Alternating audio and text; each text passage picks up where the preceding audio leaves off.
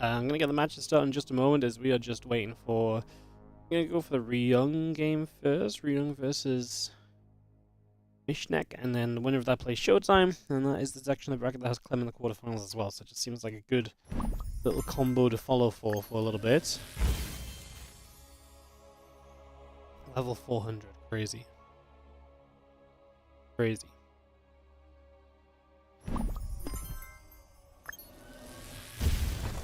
$75. Thank you so much. Sorry, I can't see the names very easily. Let me get my dashboard open. Oh, there's a few coming through. Mayhem on the 75, and this is level 300. Thank you so much, guys. Appreciate the overall match support. Great to see the sponsorship still popping along. We have 13 days left of it. It's been a very successful sponsor so far. So yeah, keep it coming. We appreciate it, guys. Thank you so much. It's actually been going really well, this one. It's really cool to see so many people get into it. Awesome. So yes, we will go into the herO match to start us off, guys. Yeah. Weird way to start the stream. Yeah, we're basically waiting for that. We'll get going. Shouldn't be too long. We can go. Cool. Is this what we had last week? Was it ShoWTimE herO last week into as well? Oh my god, it was. It's basically the same bracket. That's funny. It's just the way the seeds work out. So last week ShoWTimE was seed 7, and this week herO was seed 10. It's exactly the same this week. It's funny because I don't have like a set way to seed. You know, I don't have like a list of points I'm reading off of, so that's, you know, always going to be the same bracket, etc. I just seed it a little bit based on feeling, but clearly, as long as similar players sign up, my feeling stays fairly consistent. Because, yeah, it's actually the exact same section of the bracket for this round of 8. I'm expecting herO top seeds this week, otherwise maybe that would have been kind of similar too. Yeah, that's funny. It's actually going to be very similar to last week, a lot of the matches that happened, but that's okay. They're good matches, so. You look exactly like me right now, hood up on the computer. Yeah, I'm in a cozy mood. My voice is not fully recovered of yesterday. I was up late watching some NFL. I've been busy this morning. Monday's always busy. I do some shopping, and we go walk early, and, you know, I just have things to do on Monday morning, so I was just like, long stream yesterday, voice was bad, a little tiny bit sick, not really too bad, just a little bit nasally, and that obviously isn't good for talking all day. And then, like I say, late night, busy morning. I'm just in like a hood up kind of mood, you know. I'm just in a hood up kind of mood. This is where I want to be.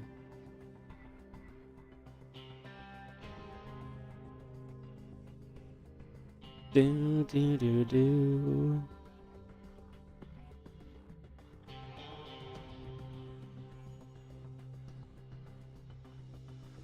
Do do.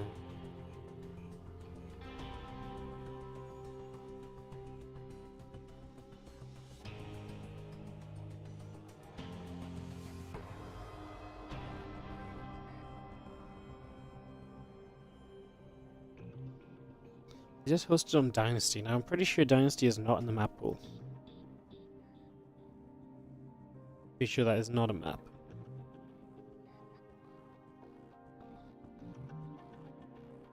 Leyline. Okay, that's a more expected more expected map. Cool. All right, we're gonna go into this. Looks like it's gonna be a TVP to start us off today. Again, hope you're all doing well. Welcome to the stream, and let's get into some StarCraft 2. GLH chefs and readies are going to be called. We're gonna kick this away for some action in the WARDITV Mondays. So yeah, we're basically gonna follow this match into ShoWTimE and kind of just follow that section of the bracket is our plan for the day.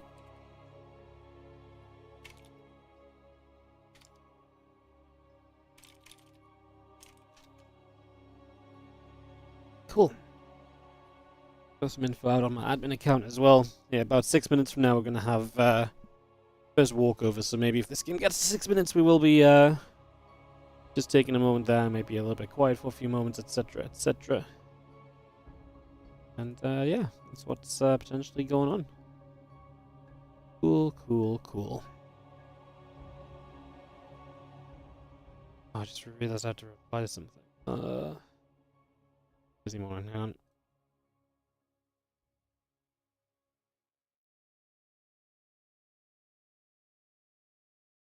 Let's take a moment to load in game. Give me a sec, guys.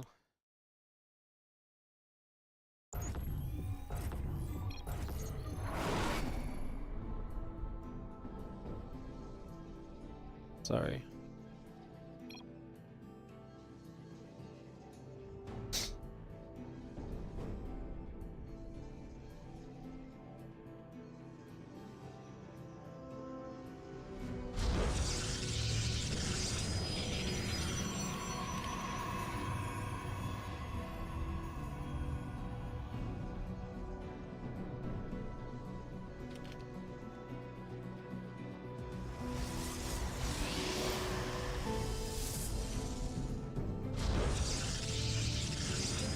Alright.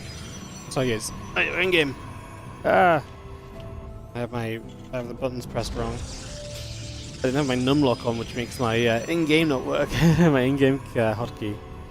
I'm such an old school dude, by the way. Back in the day, before everyone had stream decks and all of this and that, we used to, I mean, I don't know what everyone else did, but I always used the numpad and hotkeys on my numpad to go in game. And to change the scene of the game. So I always use my numpad to change, like, you know, scenes on what used to be XSplit and is now OBS. And yeah, I still do that because I actually have a stream deck, but then I set it up one time, it didn't work right away, so I just took it off. I should probably get it again because it probably would be quite useful to actually set up, but like I'm probably like a boomer streamer at this point. Like I don't have the most useful things that everyone has. But yeah, so I still use my my freaking numpad to change the scenes on the OBS and take us in game and stuff. I'm just realizing this is like such a back in my day moment. You know, back in my day, we didn't have all these fancy gadgets of streaming. I didn't know what a bitrate was. It is actually kind of funny when you look back at some of the old streams and like the bitrate is horrific, the microphone is like god awful to listen to, and this was like a perfectly acceptable high quality stream back then. It's crazy nowadays to be like even considered like semi-successful or having a chance as a streamer. You need like a freaking super expensive microphone, you need a super good webcam. I mean, you don't need it, right? But like, it becomes more like something you should get. Reaper comes through, a couple of probes gonna get blasted around, and Depth is gonna chase in that Reaper. Gets hunted around the back.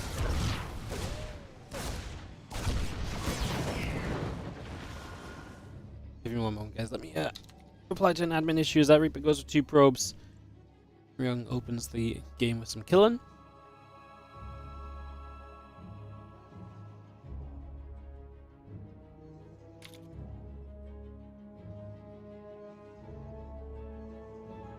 Cool.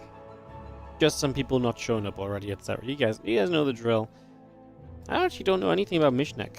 Oh, I actually don't really know how I'm meant to say his name even. Let me see if there's anything on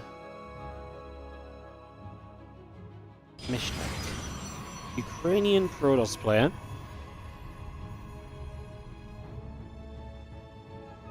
Loading there, Religulac.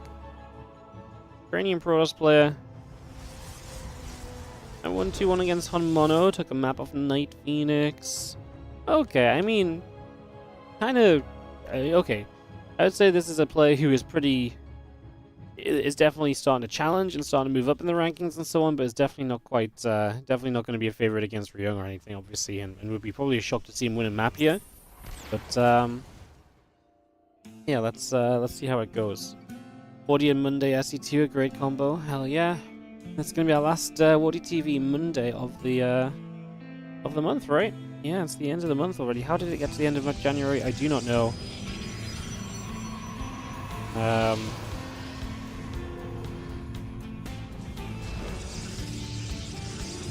So yeah, I don't know how that happened. I'm going to presume we continue WARDITV Mondays next week and through February, by the way, guys, so that's just an assumption at the moment. There's a couple Cyclones locked on, those Phoenix get pushed about. And you have the Marines here push as well. Battery will do some healing. Drained a little bit of that battery energy. I'm a little bit worried that we don't have damage output available. The Immortal's going to be supply blocked as well. And once these batteries pull from energy, I mean, yeah, we're going to energy overcharge. That probably makes a lot of sense right here. Yeah, so your battery, energy overcharge the battery. Now just going to be sending a couple of depths. Having a Guardian Shield, that will help. Okay, this was not actually too bad of a defense. Actually, Cyclone and a Viking showing up though, and the Phoenix lift to cancel lock on, but we're actually going to lose one Phoenix. Remember that battery is still out of energy, and we're still not going to have the Immortal. I feel like he actually did get warpins off, so I don't know how the Immortal stayed supply blocked through that. Must have been just other things starting at the right time, or the wrong time for the Immortal, I guess. Now, if this Immortal had come out, it would have been out by now. It started so long ago, so that would have made a major differences. Right here, these Cyclones look as though they could be deadly.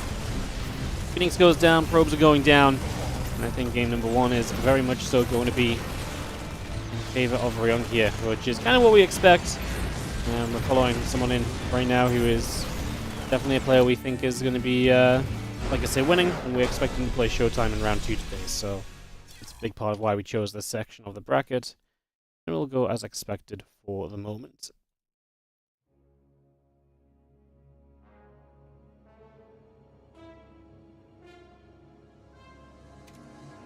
Alright, just double checking if we're gonna have any more walkovers or anything.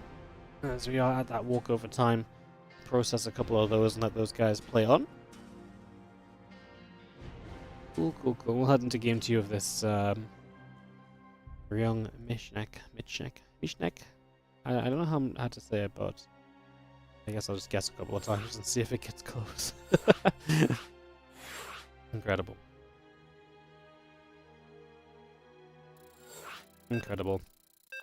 Alright, going to Frostline for game number 2 here, guys.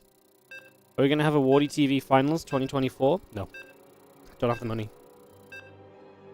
Yeah, 2024, we didn't really run a lot of events in 2024. It was not a great year for us, for a few different reasons. It picked up a little bit in October, but we just do not have the funds to run a end-of-year championship that would do it justice, so we're not going to bother. It's a little bit sad because that kind of became a tradition. I think we did it for the last 4 years, but just can't justify the prize money. I mean, to be completely transparent, the advertising revenue has gone down, viewership has gone down. It's very difficult because a lot of other people are streaming events that we used to have exclusive coverage of, so our viewership overall has gone down because of that as well. Sub count is down. Pretty much everything is down. And it's just very difficult to justify putting together $5,000 to $10,000 for one event. So, yeah, it's just not realistic right now, especially not in the months of January and so, when it's when the ad revenue definitely is pretty diabolical at the moment. I do want to run some stuff in February, but I mean, I've got one thing being organized in February already that's been sponsored by someone who reached out.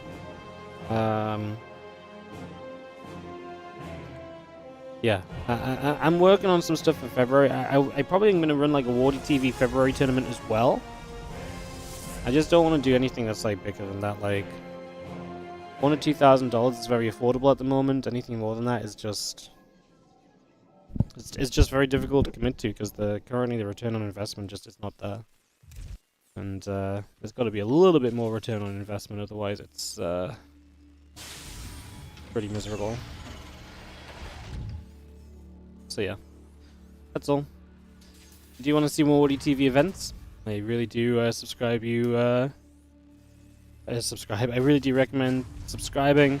Obviously, keep on following, keep on watching the ads. All of that helps as well. I know not everyone can afford to subscribe and stuff, but if you do have a few dollars spare, do consider subbing, do consider supporting. It really does go a long way. It really does help out a lot. It really does go towards letting us run more StarCraft 2. So if you can, please do support, because we're very eager to keep running more StarCraft events.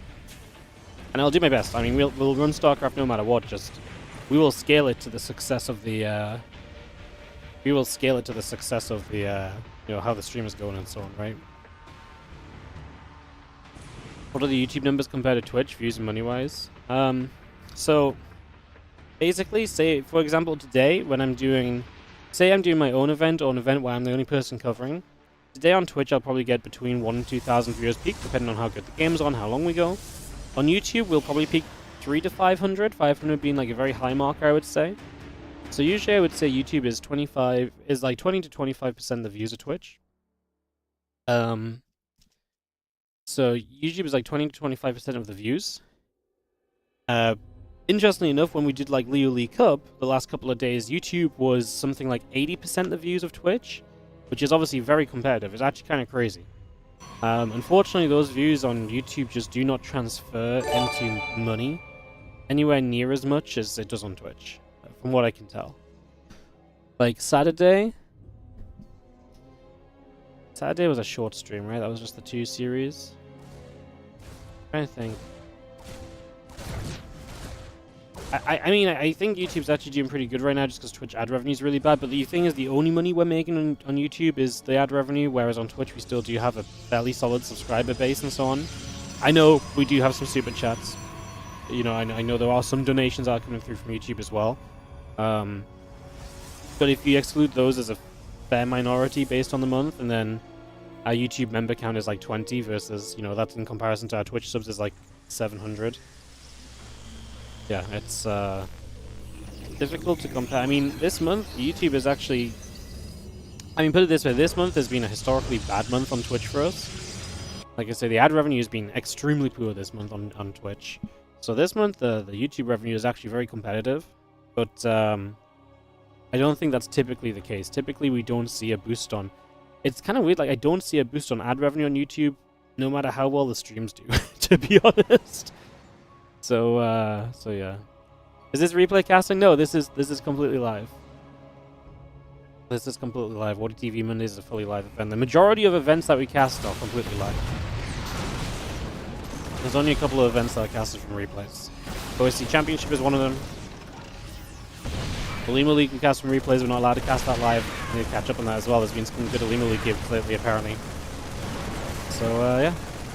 As that gateway will go down. Yo, Scorpion, thank you so much for the 4-month reset. Thanks for the content, even the small stuff. We really appreciate it. I appreciate it, man.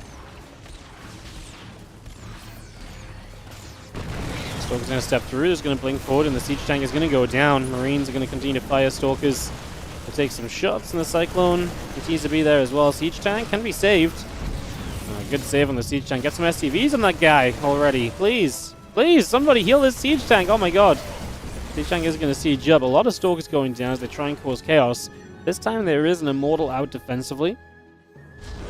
And a second Immortal beginning to build as well as the units of Rion continue to press forward. The Cyclone coming through. That Immortal is going to fire a couple more shots. The Cyclone goes down. Immortal still taking some additional hits, and the Pylon goes down as well. Robo Facility will be a target now, and I think we've just lost a little bit too much buffer here for the rest of this. As, yeah, I think this is probably going to be a little bit too far gone. I mean, the Immortal, the tank repositions, we blink on top of it. New Immortal, okay.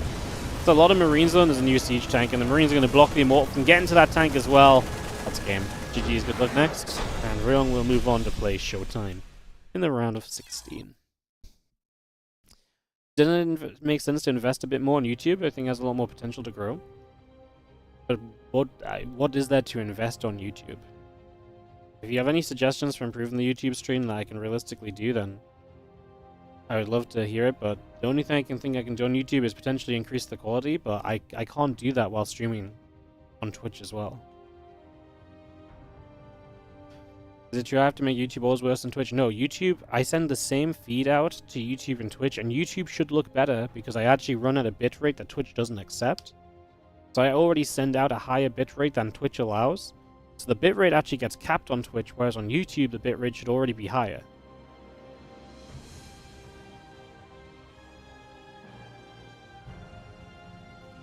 So the YouTube should look, in theory, better than Twitch, as far as I'm aware. But yeah, I don't disagree. There's a lot of potential to grow on YouTube, and I'm streaming everything on YouTube, which is already something I wasn't doing this time last year. I wasn't allowed to this time last year even. But yeah, there's not really so much I can do, and there's, like I say, for the majority of months of the year, Twitch is still the main moneymaker, so I can't ditch Twitch stuff to do YouTube stuff, you know?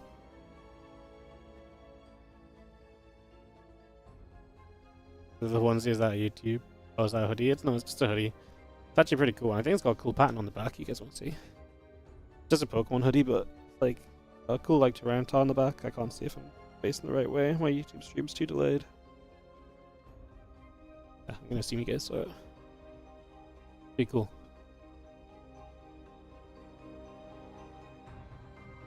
What do I mean I can't cast OSC live? No, OSC is, because of the scheduling of OSC, they schedule the games to be played and we just cast the replays. And this weekend there will be some live matches in OSC as well. A Limo League is sponsored by a Korean stream platform. We can't cast a Limo League live because they have a rule that it must be streamed on their platform, but a Limo League organizers send us the replays so we can provide a live-esque broadcast. They give us spoiler-free replays, so I can cast a bunch of games spoiler-free like it's a live stream still, and we can still enjoy the games. And it's very rare people have seen this because it's quite hard to actually find the Korean stream or the Korean site, so yeah, that's all. Got recommended the weekend stream out of the blue. Try to find a way to donate, but only Patreon was in the description. Yeah, that's probably on me. Maybe I should update my descriptions and stuff. You can, on YouTube, you should just be able to straight up super chat with the YouTube system. Super chatting is actually pretty good. YouTube don't really take much of a cut of that, actually. I can also, if you would like a donation link, I can give you one right now. Maybe I should start adding that into my stream descriptions. I don't know why I don't. You know what it is? I think I did. I think what has happened is that I actually did add it to my stream descriptions, but I think I did add it to the stream descriptions, but then so when I make a YouTube stream, I schedule it and I basically reuse the settings from the last time I did the same event. So I've probably added it, and then when I went to make a new YouTube stream, I've actually reused settings from one that doesn't have it. So yeah, maybe I should overhaul that a little bit.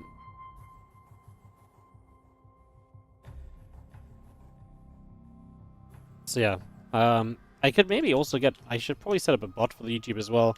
Maybe that's what I should do this week. So, set up YouTube bot, update YouTube descriptions, etc. There we go. Give myself a couple of jobs. That stuff probably makes sense, because YouTube is pretty good nowadays. There's still a lot of compression artifacts. The video quality gets worse progressively, and it improves every 5 seconds. You find it very often. I've got no idea, mate. Like, I'm not a tech expert. I'm using the exact setup that is suggested to me for streaming out to multiple places from OBS. My other option, from what I understand, is that I use a streaming service like Restream.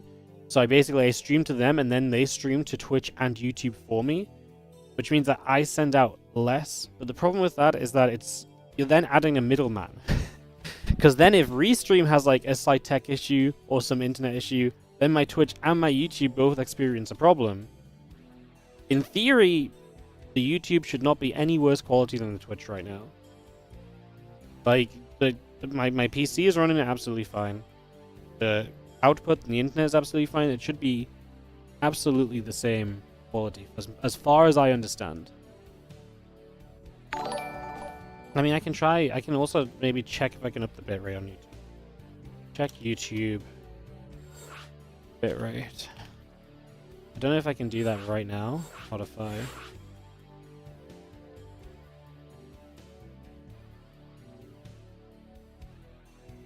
Okay, no, I can't edit. I will try it. I'll try up the bitrate a little bit further, because I should be able to handle that, but I feel like it was already pretty high.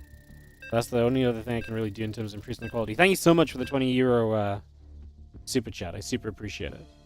Thank you. Thank you so much. Yeah, super open to advice and feedback. Love to hear it. I will absolutely look into it and stuff. Especially the next week or two. I have a little bit of a calmer streaming schedule finally. So, I run OBS as an admin. Yes, I think so. I think I have to for some reason. Is that just a donation? Oh, that was the super chat coming through as I changed it.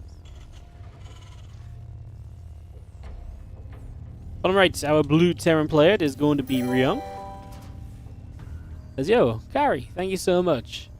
Thanks for adding the link. No worries. Thank you so much for the donation. I appreciate it. Yeah, I'll get that. I'll do a full overhaul of how I'm setting up my YouTube streams. I guess is probably what makes sense over the next couple of days. That probably would do a lot for me.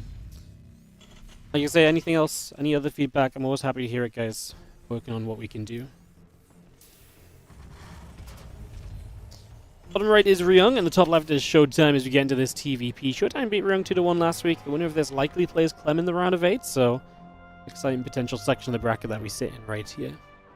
If you understand correctly, the starting time will look repeated for OSC is the starting time of when you guys can broadcast it, and the match is ended before my casting.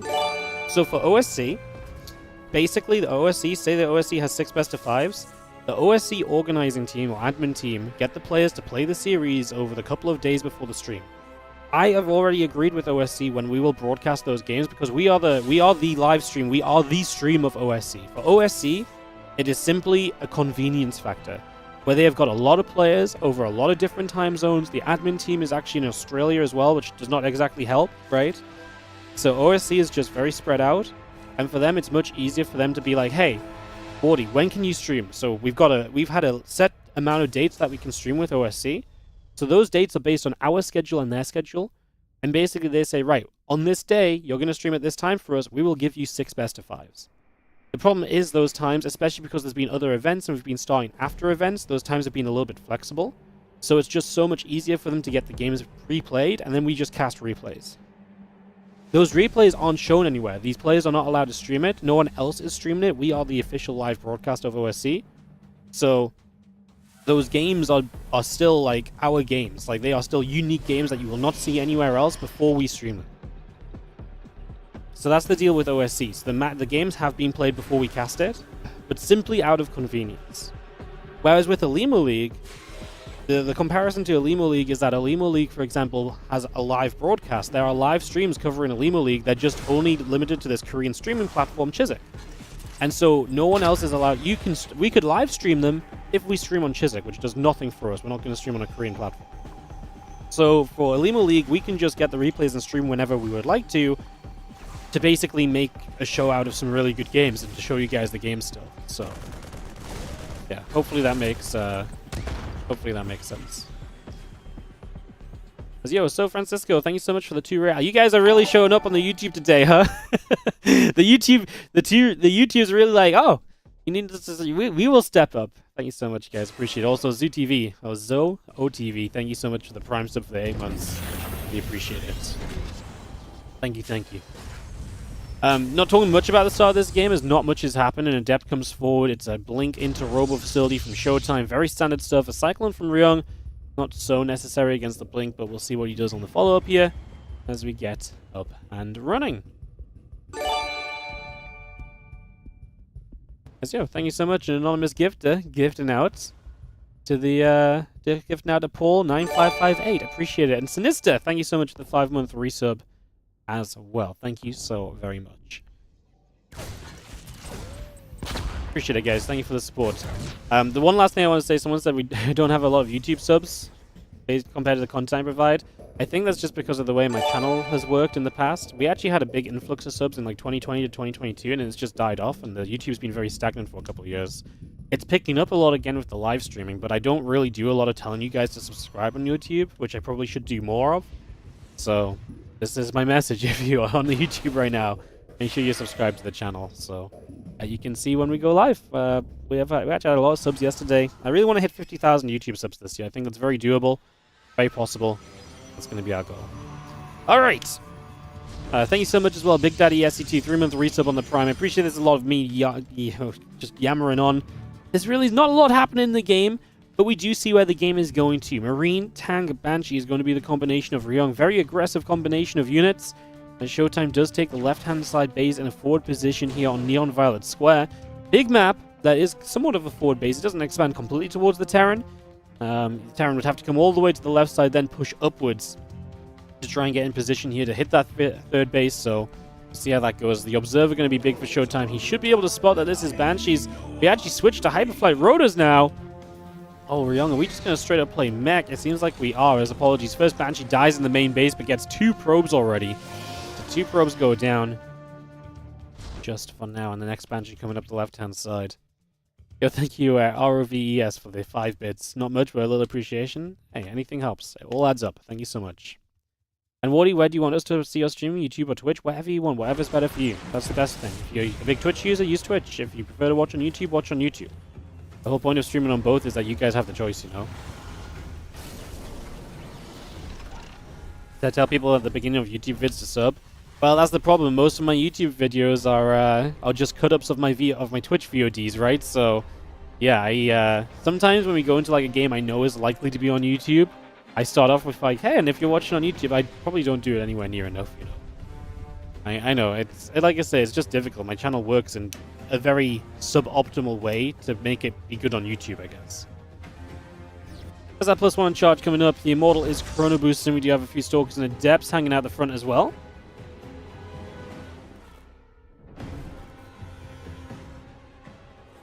I could add more levels on memberships. That should already be a thing. I think I set that up a couple months ago. There should be up to what I would call an absolutely extortion amount for a membership. So I believe that is already a thing on YouTube. Unless I didn't put it live. I'm pretty sure I spent like an hour setting it up like 2 or 3 months ago. So we are going to see the Banshees cloak up, and we are going to step forward. Going to go work their way towards the top, moving back over the 4th base, and moving into the natural. As one probe goes down, a couple of other probes are going to get jumped on. It's going to be 3 workers going down immediately, and now we're going to see 4 or 5 workers going down right from the get-go. Those Stalkers going to blink in after the Banshees, and they get pushed around that left-hand side. So yeah, 5 probes are going to drop. Let's do attack on the way up as well.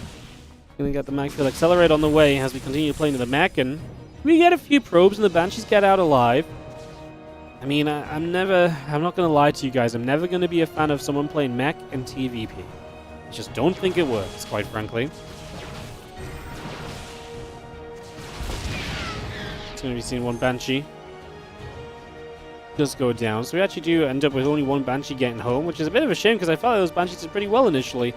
I felt like they'd made a getaway, but not good enough. And like I say, as we move into Mech play, for me, ShoWTimE just needs to expand, get a lot of tech on the field. It's so difficult for Mech armies to win. They can take good trades, they can take good fights, but it's so difficult for them to do enough to win games. I think that's a lot of the time going to be an issue.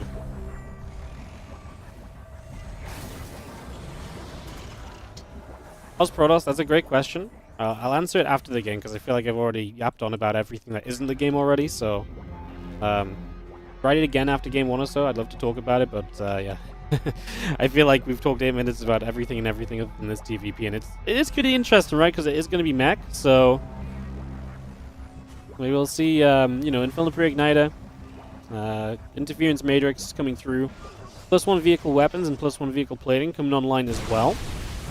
As we are going to see our Zealot, Stalker, Archon just going to knock their way through this set of rocks here and just going to be opening towards the bottom right-hand side. So, just opening up space. I mean, we are going to see a gold on the way up here for ShoWTimE as well. The Banshees will be a little bit annoying.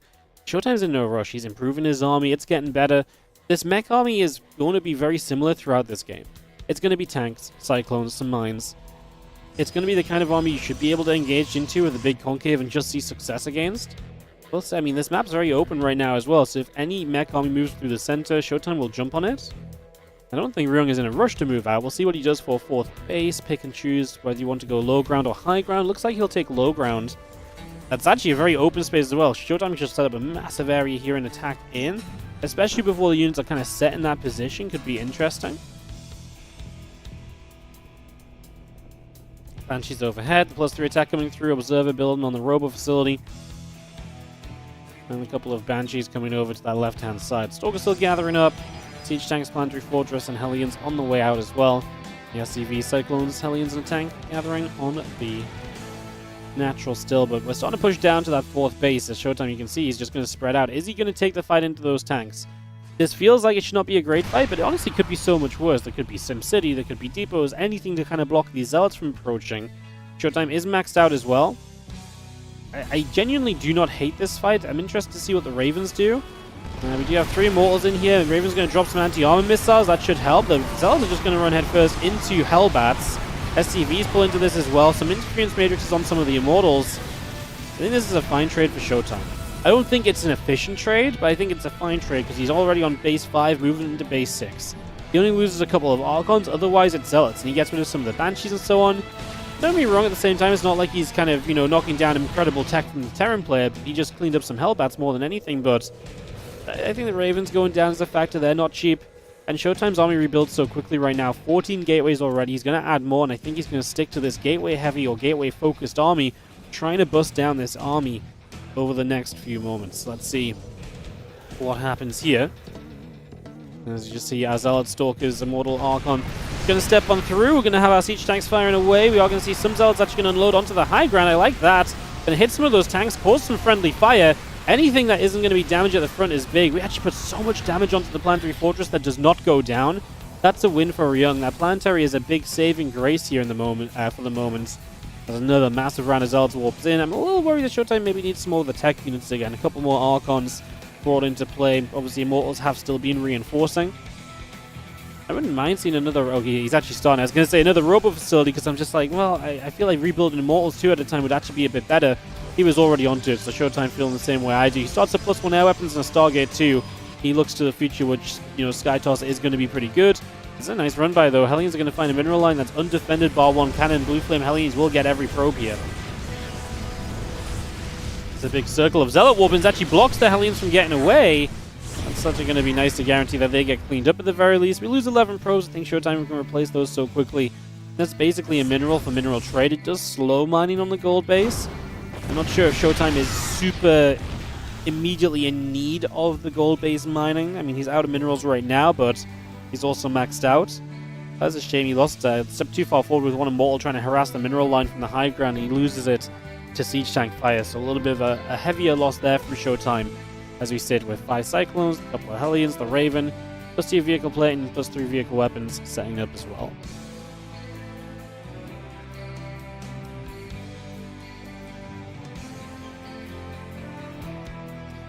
Army cells just out the front.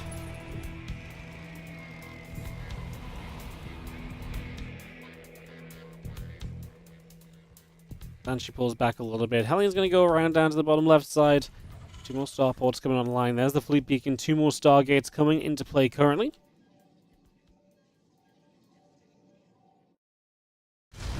Hellion's going to get to the bottom left. He's going to get a probe. Next is going to come back through. Stalkers will just come by, get rid of 1 Hellion as the army. We'll continue to chase the couple of Hellions that get down to the bottom. So they're just going to chase across here. Again, since they're about to finish, our Cyclones and Widowmines producing still drilling claws, +3 vehicle weapons continue to produce for the moment. Plus the plating added onto that as well. An attack and a prism in the main base could be good. Yeah, this army is fairly immobile. I mean, if you warp in like 14 Zealots to this main base, I think we struggle. I guess the Cyclones would have to pull away at the very least. And there is open space to warp into the main too, yeah. I think it's a very good call, actually. Right now, focusing the Prism to kind of maybe get a second round of reinforcements into place straight away. I don't know how much I love this fight. This is not a planetary, but it is much more choked up than the previous position. We are going to engage through. A lot of the tanks are in the front, actually. The problem I have is the Immortals are hitting SCVs. So the Immortals hit SCVs. That doesn't exactly help you out at all. Still Matrixed here. The Ravens adding a lot to this and allowing him to kill the Prism. He's going to kill the Immortals. Whoa, no. ShoWTimE is going to get chased. And ShoWTimE is going to lose a lot while being chased. Immortals now hitting Hellions is not exactly an efficient trade for those Immortals either. Zealots don't really want to show up to this, and ShoWTimE is in some trouble. As this army has done well for Ryung. Don't fall for it, guys. Mech looks like it's winning, and then it still loses. It happens all the time. I think I was casting with Lambo when someone mech the other day, right? Some TVP, and it was, I got baited in as well. I was like, they did it! It made it work! And then it just died, and I was like, oh. What series was that? Was that Gumiho versus a, Gumiho versus somebody in the Leo League Cup? Yeah. I've been baited by Mech one too many times. I will only believe Mech has won when I've seen the GG screen and double-checked it on the score screen after as well, you know? Like, I need to see it in multiple places to believe it. As a couple of Zealots and Archons get chased the other way. Hellbats, I mean, very good against these Zealots. I do think Ravens have been pretty huge so far. Right now, the Ravens flying overhead. I do not love giving those up. I actually think the Ravens have been a big part of the success story, so losing a couple of them there is pretty rough. Not, like I say, a huge fan of that.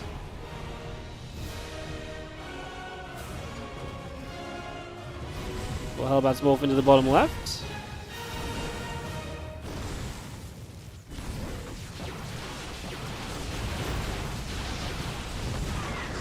We got the Hellbat here, the rest of the army coming across over the far left-hand side. Cyclones will get rid of the pylon. Man, we just flew the Raven into a cannon. I hate it. Why? Why are we giving up our Ravens? They've been so good for us. Please be a little bit more careful about them. ShoWTimE has been building carriers, by the way, so an air army that can be competitive with this mech army, absolutely. It's the mech army I worry about, actually, against carriers. Can Cyclones and lock-ons do enough? It's a pretty good question. And I think the carriers are going to be a major problem, as herO also needs to step a bit further out on the map. He's done a good job of restricting ShoWTimE's bases, but ShoWTimE now, I would say, is on an army that needs a lot of bases, much less than what he needed before. Like, before he needed a lot of bases because he was going to throw cheap units at his opponent pretty repeatedly and trade badly. With carriers, that's just not the case. And so the need to have all of these bases is just nowhere near as huge as it was, like I said previously. So I think that's a pretty big factor. We'll lose the gold. That's the top right base. He could maybe send probes to if he's desperate to mine from somewhere. He's obviously pretty separated from everything else. I mean, the carrier force is approaching. We have 3 Thors in production, but no Thors on the map yet. And that is going to be a problem. That should be an issue for herO. I don't know how you really work around that just yet. As our Zealots will poke in. A couple of Stalkers are going to fire. Cyclones will begin to lock on anti-armor missile strikes. The army continues to press on through. We're just going to be seeing the couple of shots continue to come about. The Raven's going to take some damage. Missile turrets taking shots as well.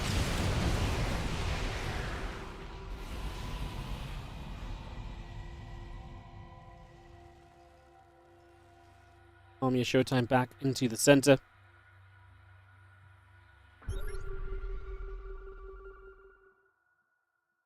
Back into the middle. 5 Cyclones coming up, plus 3 air weapons on the way through. ShoWTimE just rotating around into a different area here now. And a couple of Immortals, plus 3 air weapons, shields. Gonna make this army very tanky, very well upgraded. I mean, so is the army of herO on the ground. He's just missing ship weapons, but he doesn't even have any Vikings or anything just yet.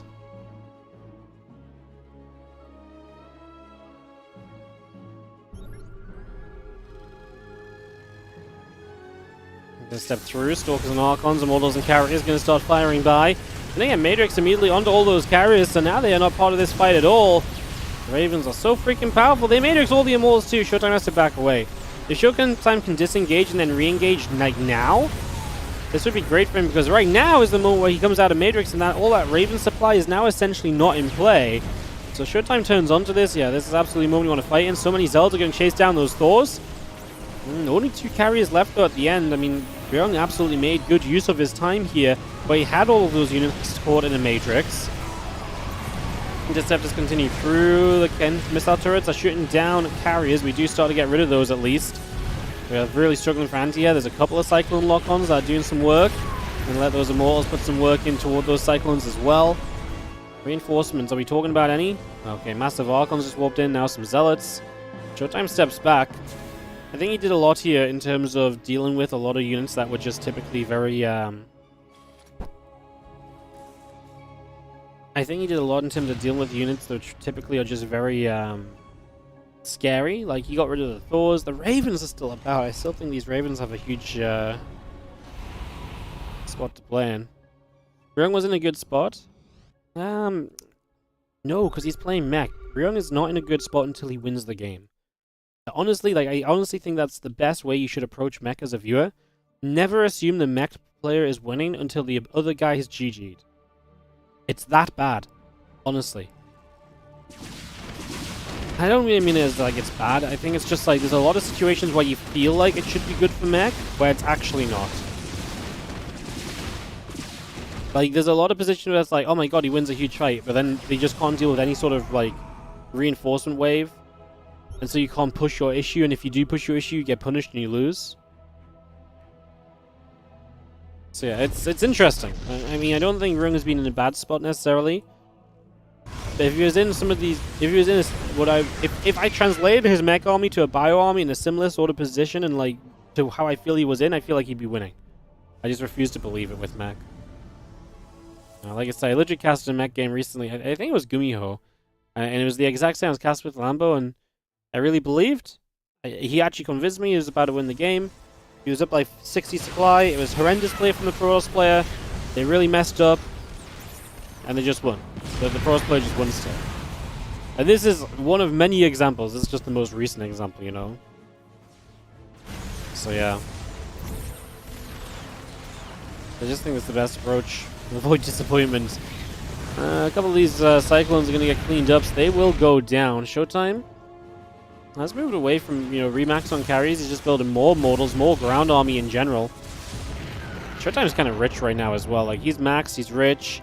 This gold base is nice for ryung. It's pretty protected because this, whatever we want to call it, these blocks do provide pretty good coverage from attacks from the center. It makes you have to think about or choke up to the left side a little bit if you want to go into this.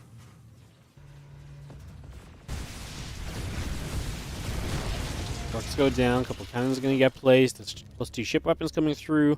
Siege tanks and Hellions all on the way over. And we do have a push down to the bottom side as the Banshees of ryung are going to aim for the upper right. They're going to come through here. There's a couple cannons that are firing up immediately. Those Banshees do get around the back. Going to get rid of a couple probes. Stalker's blinking underneath, going to find one Banshee. We step up. This planetary fortress will go down. A couple of interceptors are going to get blown up by the Widow Mines. That's pretty much all the interceptors of one carrier that died. As ShoWTimE takes the upper right base. This is now taking bases that, you know, ryung should have some of these bases, right? Is what this comes down to. We're starting to set up even some Zealot Stalker that's, I think, just going to protect, but also has the potential, because we're so close base to base now, to fight as well. And in this case, it's going to be ryung that shows up with some units, but ShoWTimE is going to be there. Can we actually fight these Cyclones? We blink away from the lock-on stack. Defense not ready yet. Would be nice to stop the push in.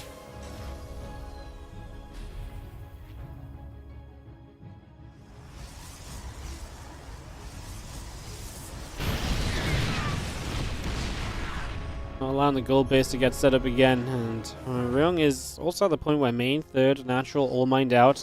Low ground base heavily oversaturated. This base heavily oversaturated. He is desperate for a new location. ShoWTimE is outmining him so heavily right now. The last minute or two is becoming a problem for ryung. He needs to get bases established. He needs to actually get bases down and to keep those bases. Otherwise, he's in some trouble. Only going to pull him back over the left-hand side. Banshees will go for the Nexus bottom left. We'll finish that up, so the Nexus will drop. So Stalker going to attack through. We're going to see a couple siege tanks here going down. Get rid of those tanks, and then, I mean, these Stalkers can obviously blink away. I don't think they're going to kill a planetary, but another just couple of good units taken out. And like I say, ryung is being heavily outmined, so ShoWTimE is going to put ryung in a position soon where this is going to become a little bit difficult.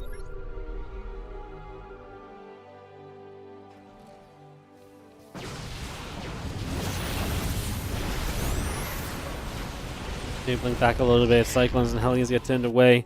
I like that ShoWTimE's kind of splitting this army a little bit as well, putting pressure on two sides, forcing an army that likes to stay clumped up to actually have to split apart a little bit.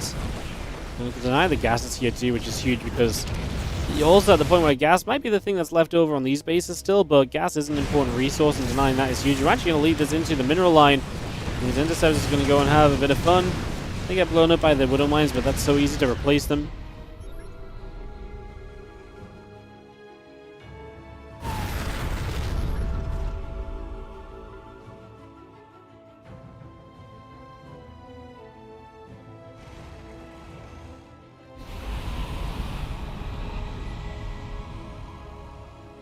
Army of ryung steps forward on the map here. ShoWTimE pulls around the left-hand side. A few Hellions coming up.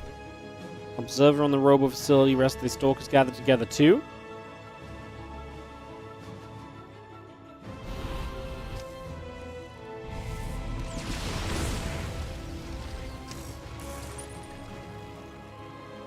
The man gets burrowed. Stalkers will push forward. A couple of missile turrets already going to get chipped away at. So 3 missile turrets, 4. I think at 5 potentially here. Sense Tower gets grabbed. The planetary fortress is going to be there to hit the Stalkers back.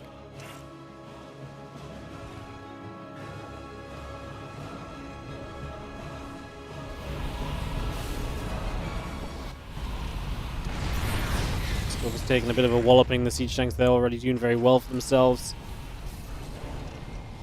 Additional gates just going to come online again. Shadow Stride +2 armor, +3 arrow armor. The game slows down a lot right here. I mean, we're actually going to see a bit of one of the bigger pushes right now from Rung we've seen in a long time. Massive matrixes. When those Ravens are full energy, they're scary. And this way you can get a lot of value. ShoWTimE will start warping into this position. Tries to break through on the right side. I don't even hate him losing some stuff on the right side because it frees up supply to warp in. The good thing for ShoWTimE is that... yeah, I mean, I guess the really good thing for ShoWTimE realistically is that... he doesn't need to save this base, which means he can just back away during the matrixes. And basically, the matrixes then don't do much for you. He's actually recalled to the right side. He's going to say, cool, base for a base. The bases are way more important for Ryung. Even if this base is nearly mining out, it's way more important for Ryung than it is for ShoWTimE, because ShoWTimE has all the bases in the upper right side of the map. Ryung has taken a chance to establish a base over here as well, which is nice, but he's going to have to pull back and deal with this, because ShoWTimE is advancing towards his main base and towards his production lines. You got to stop this at some point, otherwise you end up in some trouble.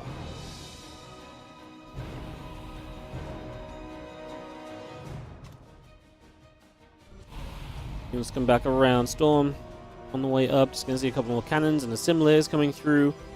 The army of ShoWTimE will settle here as the Ravens will look to step forward. The Cyclone's coming through as well. A couple of high temp will get locked onto. We do not have Storm. I think he's just looking for feedbacks on the Ravens, which is obviously not bad. The Ravens are creating a lot of issues, as we do see units coming in over here. These are not planetary fortresses, so smaller forces are able to do a lot. ShoWTimE starts to lose the upper right. I mean, we are losing then bases bottom left. Like I say, ShoWTimE is always getting a base in return for the base he's losing himself. Always creating some issues there. As the couple of Archons continue to fire. Stalker step up, and in we go. Big army actually. I mean, ShoWTimE comes back through with the rest of this force. I mean, these tanks are going to die.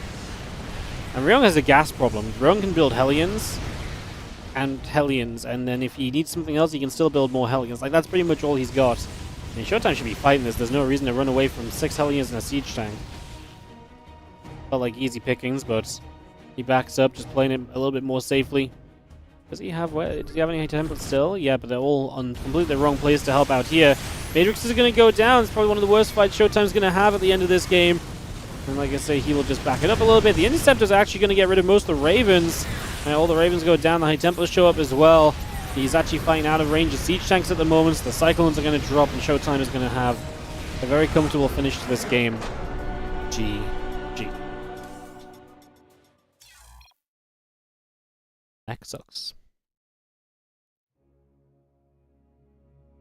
Open for evidence that it doesn't. Until then, Mech sucks. The YouTube memberships aren't working? Let me have a look. I 100% I remember spending time setting this up. Memberships. Levels.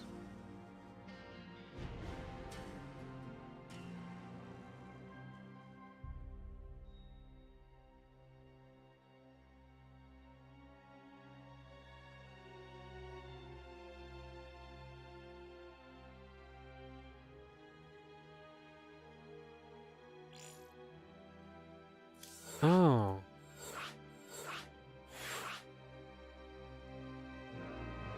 I see. So I actually set all the membership stuff up. I actually do remember at the time it was being a bit weird. Apparently I have to send it for review. That's wild. I even talked about this when I did it. It's crazy. I remember talking about this and telling people there was new membership offers and stuff. Oh, that's funny. All right. Let's, Alright,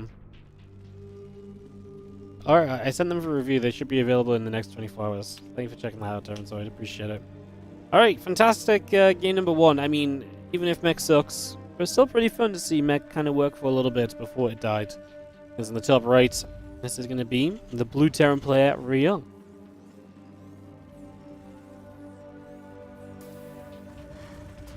And the bottom left, red Protoss is ShoWTimE. Yeah, Mech is just a bad design matchup for TVP. You can talk about, like, the thing about StarCraft is that we have major kind of play styles. And the thing is, you think about a lot of play styles, like, for example, think of TVZ. In TVZ, if you just mass roaches, you die to Mech. Because Mech, defensively, will just always blast those roaches down. That's a bad matchup design-wise, because the roach is not designed to beat Mech, right? At a basic level. Now, this is going to be at a more complicated level, but pretty much none of the Mech compositions are good in a design manner to take on the way that Protoss works. Right? Because Protoss benefits from the Terran player sitting back and doing nothing. You know, they can out-expand you, and then they have two choices. They can outmass you with units that trade very well against Mech units, or they can out-tech you with units that Mech units can't compete with later in the game as well. Like, all the branches of opportunities for Mech just fizzle because Protoss have an answer to each and every one. And that's not to say I don't think it's like Mech can't win. It's just Mech has to heavily outplay the Protoss to be able to do so. In this case, for example, right, you know, herO took a lot of good fights. The problem was when he hit a lot of good fights, when he hit a lot of matrixes from the Ravens, that looked really powerful. Like, all the Immortals and carriers not fighting, oh my goodness, ShoWTimE's in trouble. But ShoWTimE, because Mech takes so long to even get to that point, has so many bases, he just runs away, the matrixes fade, and herO kills a base. Brilliant! You have killed a base, and ShoWTimE has 4 more on the other side of the map. You know? So, there's just so many design flaws for Mech versus Protoss and the way that Protoss works. It just... Also because Protoss has that instant kind of warp in into a fight factor too. Really huge against Mech, which is typically looking to kind of defend and then reset a little bit defensively, positional-wise, and then go again for another defense. Like, Mech is almost really good against waves of aggression, whereas Protoss, the second wave comes really soon because they warp in straight into the fight. Like, at least with Zerg, they have to build at home and then walk across the map a little bit, right? As well. There's nothing that builds quickly from a Mech player that's going to pop out to help against that next round of Zealots. It's there already, you know? So yeah, Mech just has to do more to win. And it's just extremely difficult. So I don't think that's necessarily even a balance thing, because... Is it so bad? Like, you know, no one plays Mass Marine versus Colossus and Storm, you know? Because it just loses. People adapt. They change their composition. Mech as a composition just is not good against Protoss. And that's okay. We don't have to fix every single composition, you know? It's like saying, like, hey, Protoss players, you should be able to go Mass Phoenix against Terran, right? No one goes Mass Phoenix against Terran. No one builds 3 Stargates and builds only Stargate units against Terran. Because it sucks, right? It just doesn't work.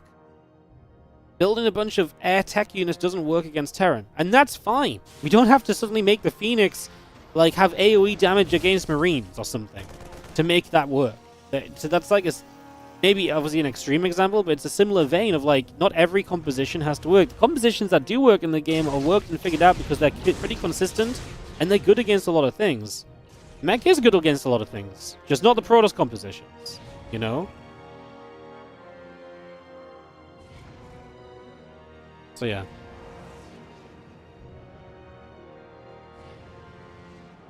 Anyways, Mech rant over. As you do see a tank, Cyclone Marines. Going to come down toward the bottom left-hand side. We're going to start hitting this pylon. Guardian Shield pops up. The first tank shot is good onto a Stalker there. Blink about to finish from ShoWTimE in the next few moments. The Immortal is going to be done very soon as well. I mean, I like what ShoWTimE's doing, going around the back, trying to force the tanks to siege from far away, poking from a different direction.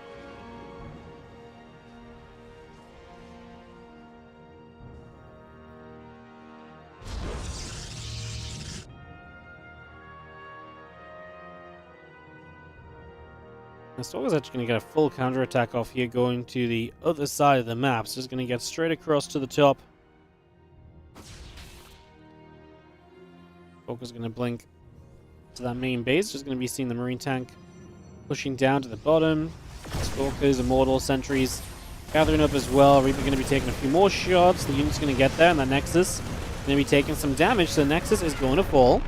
So we're going to cancel the third base. The Stalker's on the other side, blinking into the main base. Going to find themselves 6, 7 SCVs. We should have blink off cooldown in a moment so we can blink away.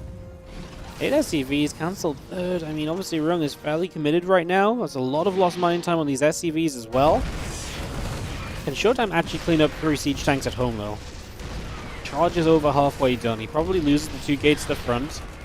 I don't think it's bad to give those up, as the Stalkers just go into the natural, by the way, and they find themselves a bunch more SCVs, some more damage done. I think you let these gates die, you warp in. I think you start warping in Zealots now, and as soon as you have charge, you go. These Stalkers can still kind of buy a little bit of time. Okay, not too much. I just think you just need to have some Zealots. You just need some charge lots.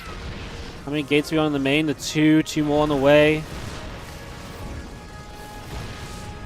It's gonna be difficult for you more. Like I say, you really need the charge lots. They are the things that can really survive through this. I see another pylon here in some troubles. Oh, gotta be careful. Second Immortal gonna pop out too. More Stalkers actually went to the middle of the map, so the fact he did warp in Stalkers is paying off for him because he's going to get the Vikings, he's going to get the reinforcing tank as well. I think ShoWTimE has this because I think he's going to be able to come in with this army from the other side. And herO knows he can't stick around. He knows what's coming, so he's going to pack up and leave after the damage he's already dealt. He feels like that is good enough right now. And he's going to pull away. Love it.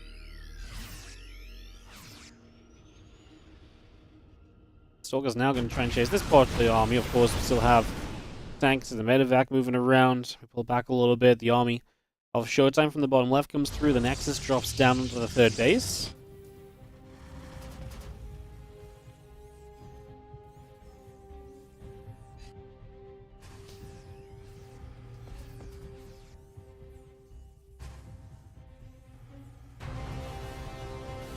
This is a powerful army now for ShoWTimE on the other side. 3 Immortals, Charge, and Stalkers. herO is going to be about to start stim.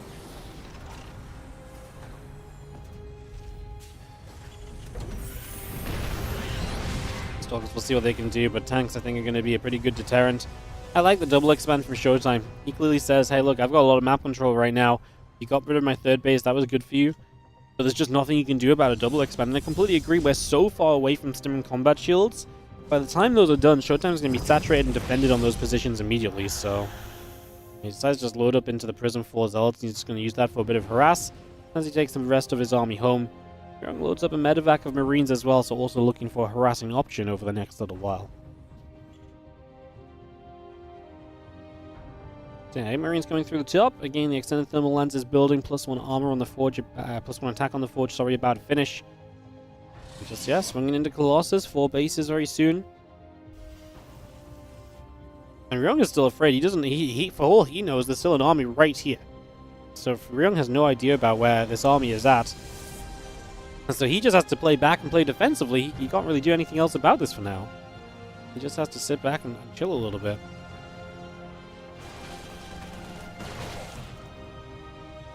Gather up. Again, they do have the Marine going down. So I think at this point herO knows, and he does move his third base out, so he feels a little bit safer. His drop has gone all the way around the map without being seen, by the way, and that's scary because I think ShoWTimE feels like he's had pretty good control and vision of the map. So not knowing about 8 Marines could actually be pretty scary. Like I say, no defense in position. If herO hits the right moment and a warp in's on cooldown, that actually could be pretty huge.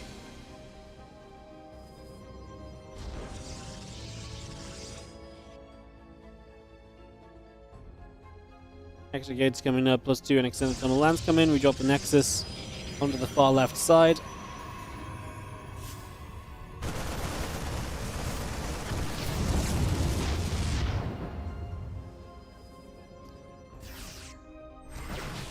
Not really, I feel like what the Marines wanted to reveal themselves on is the 2 Colossus step up. Stalkers can blink onto the medevacs! Uh-oh! Wow. Very quick and necessary move from herO, pulling to the kind of pulling back over the Protoss army that didn't have any anti-air in it. That saved absolutely those medevacs. That should have been so much worse. As he attacked his own Stalker as well. I didn't even see that part. I was watching the medevacs to see which one went down already. Oh, that's brutal. That is brutal. +2 attack, by the way. About to finish up. 8 more Zealots coming through. The Immortal halfway done. Protoss army of ShoWTimE gathering in the middle of the map here. Full Prism speed is going to be chrono boosting on that robo base, so we bring that Prism speed up and rolling as well. And the rest of this Protoss army of ShoWTimE going to swing all the way around the right hand side. A group of Zealots get warped in here too. They're going to get brought into play.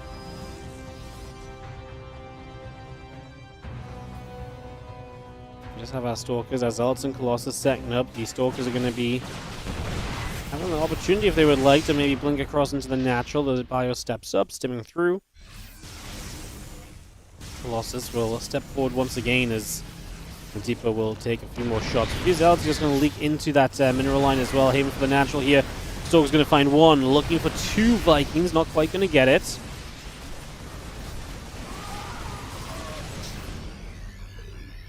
Nicoract won against Max Packs? Oh my god. 2-1. Oh my goodness. That's an insane result. Max Packs is so consistent in these events. Get knocked down by Nicoract? That's insane. That might be one of the biggest upsets we've ever had in a WARDITV Monday. Jesus. Nicoract popping off. He's going to play Gumiho in the round of 8 apparently. Damn. That's sick. Alright, well that really mixes up the top side. I mean, this is going to mix up the whole tournament. We're going to see someone in the finals we may not usually see. That's crazy. Alright, well, we do have an army pushing up. I mean, ShoWTimE's force is terrifying if you ask me, but attacking it is scary because there are ghosts. He has Guardian Shields pop like he wants to fight, but all he does is kind of posture. Now he doesn't have any energy left on the center. He's a Guardian Shield again, so keep that in mind as the Vikings look for the Colossus. Stalkers will do the dance and they will fight the Vikings back.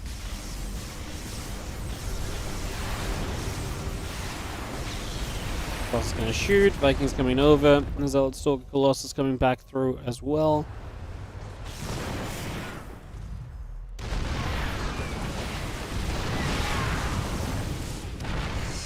More shots. Getting hit.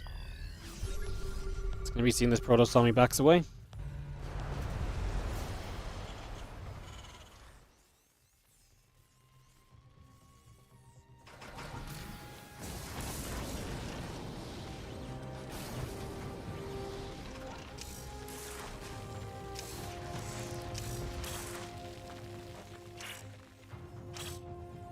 Because if he's going down, sorry, as the Protoss rotates around the other side.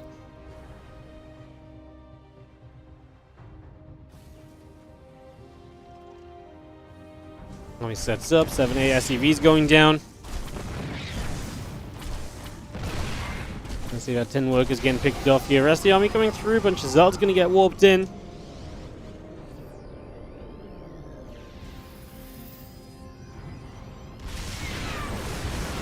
Colossus is going to step through. There's going to be a base going down. SCV is still dropping as we just have harassment taking place with this main army fight. Very important as Ryung's getting completely overwhelmed. So this is going very wrong for Ryung very quickly here, unfortunately, as it does look as though he is going to just get completely swept. The Colossus are not being answered quickly enough. By the time the Colossus go down, there's just Protoss for days, and ShoWTimE is going to take this victory just like that. GG's.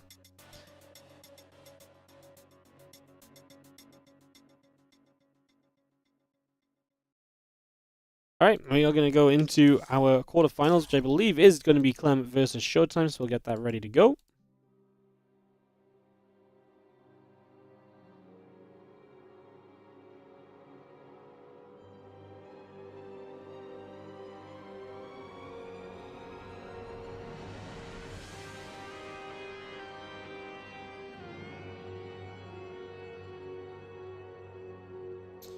Run some ads and we'll get onto the European server ready for that one, guys. So yes, Max Pax gets knocked out, so it's Nicoract, Gumiho, Dark versus Classic, Clem versus ShoWTimE, then herO versus Kuro Geralt in the quarterfinals.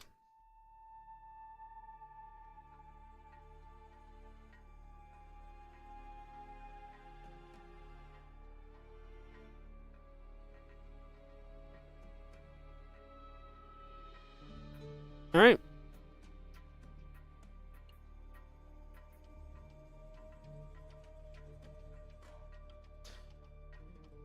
We are going to go and kick off into that Clem versus ShoWTimE matchup. So we'll hop into Europe, get that ready to go. Roll some ads.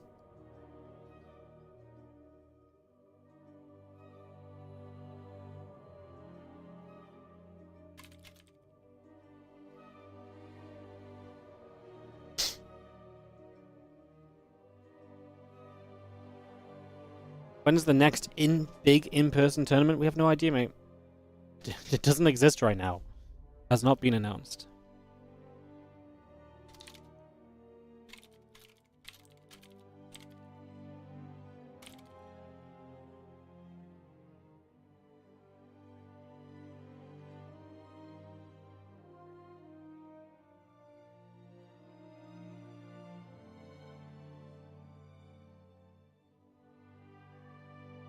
So we're gonna go ShoWTimE vs Clem round of 8. It was a fun matchup last week.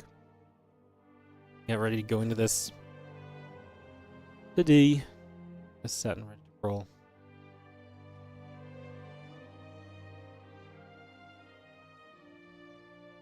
Now, I guess Home Story Cup is the one announced. Guys, I genuinely still think we're going to have something announced. I just think there's been a lot more complications than usual. To be fair, right? When they first announced EPT for a 3-year deal, that was on... Now, don't get me wrong. The season ended a lot later back then, but that was like January 7th. Back then, because I remember it was my birthday. It wouldn't be the latest we've ever had in the year to have a season announced. Well, it would be the latest, but like we're not over a month apart. I don't know. I'm copiuming, okay, guys? I think we're still gonna have something. I still think something's gonna come up.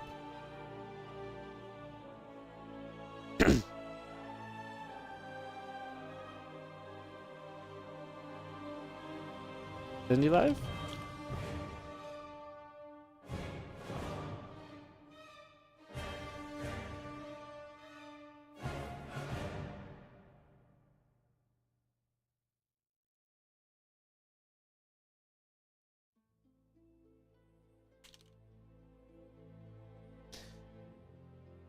Happy late birthday, thank you.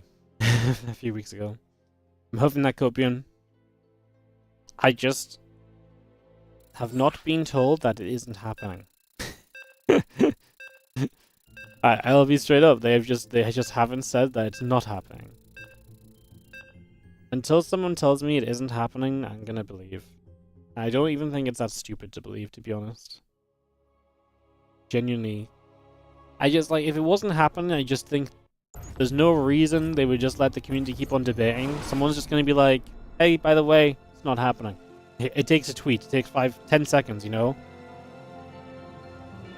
A couple of people would probably lose their job as well, because there's a couple of people who are full-time on StarCraft's tour and circuit and stuff, so they would probably also mention, like, hey guys, I've had to move job for some reason. You might be able to guess. So until we hear that nothing is happening, we can hope. I did lose hope for a couple of weeks. Like a couple of weeks ago, I lost hope completely. I'm kind of gaining hope again, you know. Wonder if they're arguing license with Blizzard. Yeah, I honestly think, because I still don't think there's any reason for them to not have wanted to renew the eSports World Cup.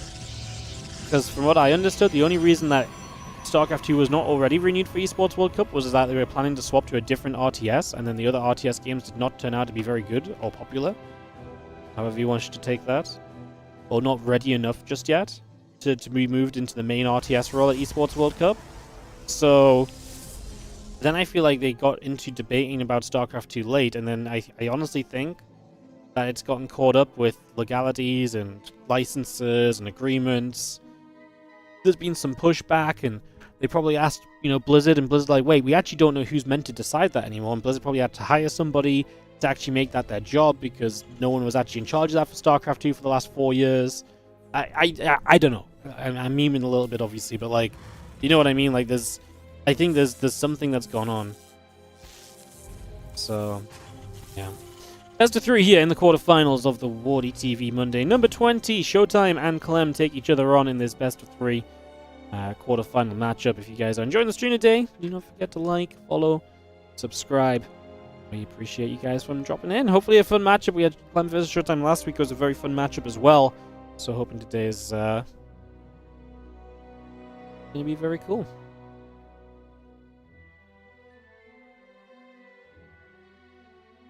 Robust Gates to the upper right. Adept in the Warp Gate coming through. The Nexus is building as well. The Reaper is about to chase into this natural.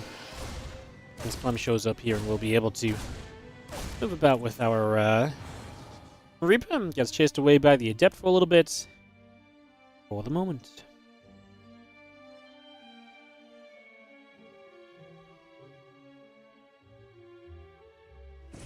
Hope you guys enjoyed my copium rant. I genuinely believe it as well, though, to be honest.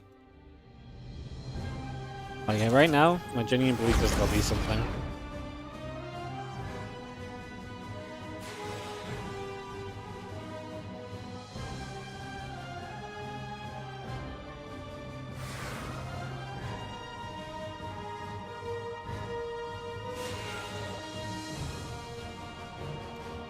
Adept going to continue to move. Another Adept shading across. Medevac, Cyclone, and Marines are producing. It's just bringing those units up as well. We get all of that on the way from the main base. A few Marines gather in the main as well. And we just see where we're going to go as the Cyclone moves down to the natural. CC's going to lift off, move across as well.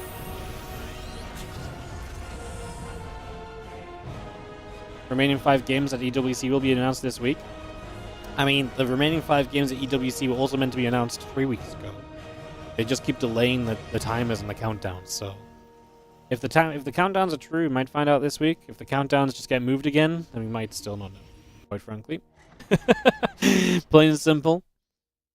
The countdown is the least reliable thing you can look to, honestly. I would not have any faith on it.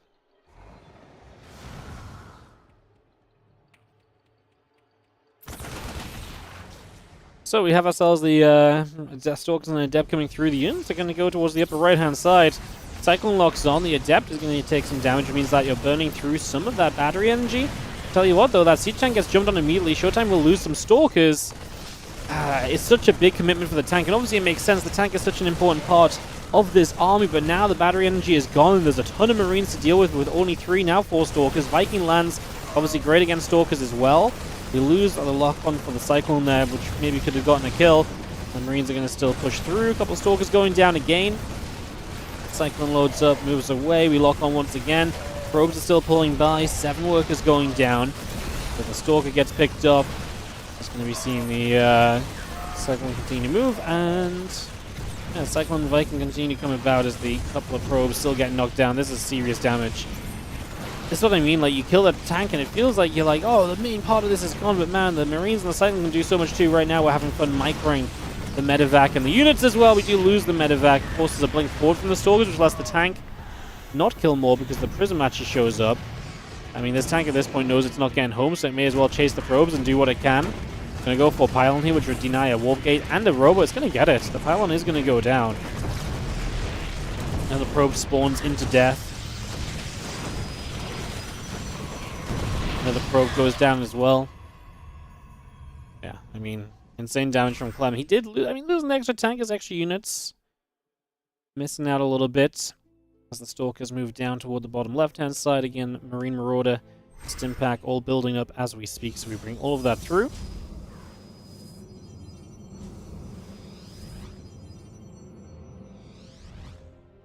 Stalkers keep warping in. We get ready for a blink into the main base.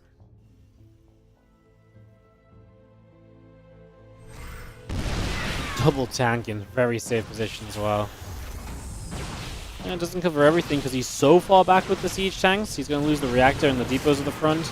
ShoWTimE will just take what he's given, which is obviously not a lot right now.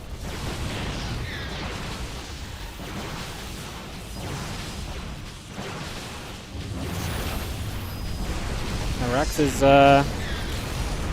actually going to live. The Stalkers are forced to blink to the low ground. There's actually enough SCVs to repair this bunker, but all of them are repairing! What was that? We lost one here, and then this one wasn't repairing at all? That's a little messy. We're actually going to lose quite a lot of Stalkers anyway, though. ShoWTimE is going to say GG. He's good at losing probes on the other side of the map as well, so... It's the Raven Order Turret gets 6 workers, man. Brutal. GG's. Clem. Showing us just how good and how quick he can be. GG's.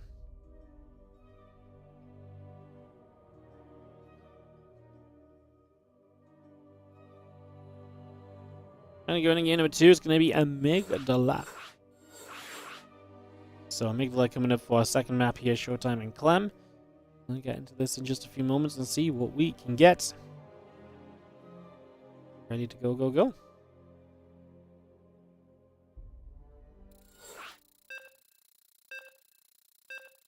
Ready to go, go, go. Where's the rest of the bracket at? Kira and Geralt apparently still playing. And then otherwise, I guess we're probably going to have a good chance to get into that top semi-final pretty quickly today.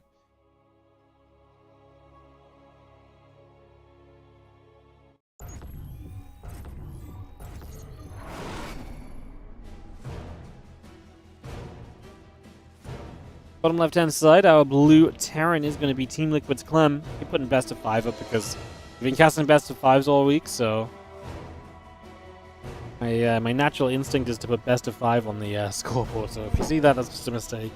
Everything today is best of 3 apart from the grand final, which we're obviously a few series away from still.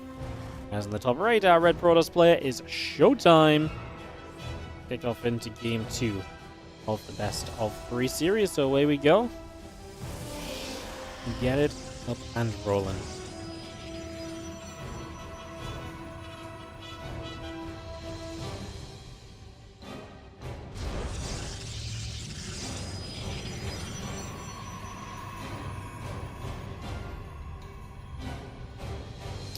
Runner in the probes. One probe out down to the bottom side.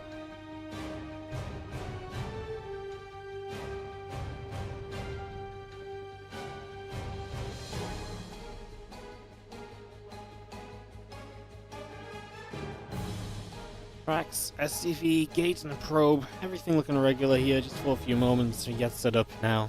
Let's see what the plan is going to be.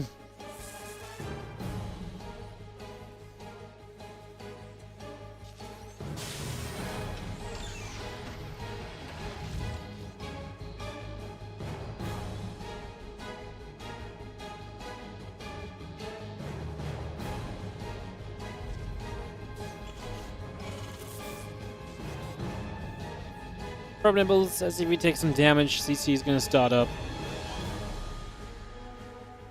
It's going to be having the early game looking pretty chill. And we set up to see what we are going to do. Yeah, Nicarak beat Max Packs, man, that's pretty crazy. Not sure what exactly happened there, but that is currently all we know of it. That is currently all we know of it.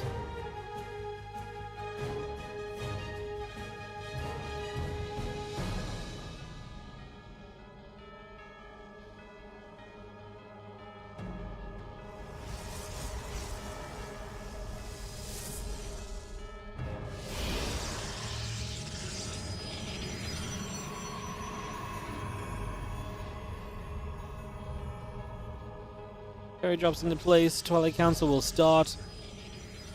Gonna have ourselves the CC and the starboard coming online. We do have the few Marines gonna sit at the front of this natural for a few moments. As I would mind, starts up in the factory. The hallucination comes down toward the bottom left hand side as well.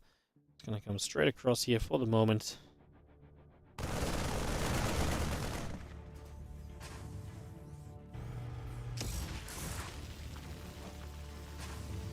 Gonna be the hallucination, obviously getting some scouting. Could have that WARDITV just for the sake of putting it on cooldown if he saw it, but I don't know if he did.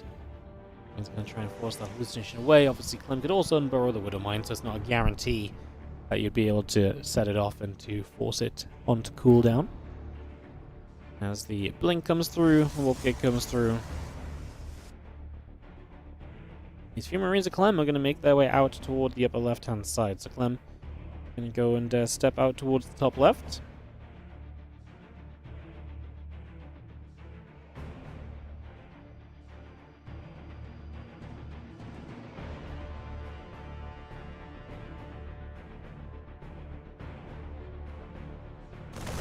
Oh, Stalker's gonna walk in, is gonna go down. It's rough as the hallucination. We'll just keep track of this medevac so you know exactly where it's at. I mean, so we lose a Stalker. These units are gonna be able to get on top of this medevac, which is actually gonna be able to boost by 2 more Stalkers showing up. Medevac is gonna die. What a weird move from Clem. I mean, the Marines show up on the left side, but they're gonna hit a third base where there's never gonna be anything to kill just yet. I don't know what the plan was here.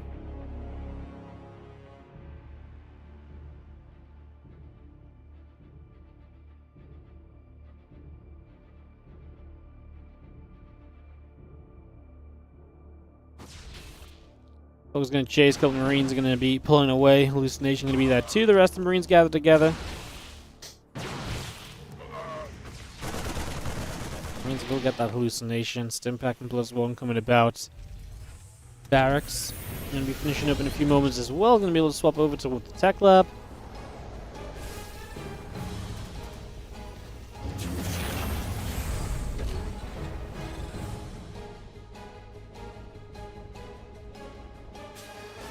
Stalkers will hop into the main base. Starport reactor already taking some shots. Damage being done to begin with, as we just have the Stalkers will take a few shots in return. Marauder going to get knocked down. Now the Stalkers going to eat a few more hits. On the other side of the map, Marines, Liberator sets up, so ShoWTimE will lose some probes. Does not see this, and actually starts to be a pretty slow reaction. I think the Stalker's in, so has to now run them out manually as well. Shouldn't lose anything though, apart from the probes he already lost. That's going to be that as the Stalkers regather at the front.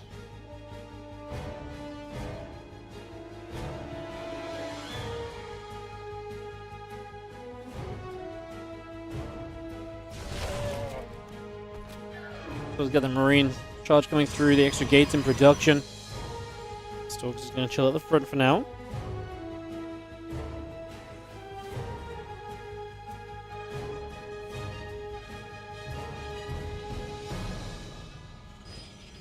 These Stalkers coming around the top side, just going to be seeing the extra gates coming through. Probe Bay drops down. And again, we have ourselves the charge finishing very shortly as the Marines in the tank still settling down at the front.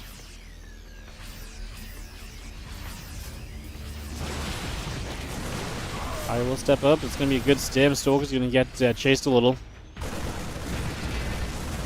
Two Stalkers, three Stalkers going down. It's going to be a fourth as well. It gets caught in the corner. I mean, the Stalkers try to turn, but I'm not sure I love the turning around a fight. I feel like, yeah, you got to cut down this unit count, but man, you just got so many Stalkers already. Feels like you need to get the hell away right now as the Marine will come across.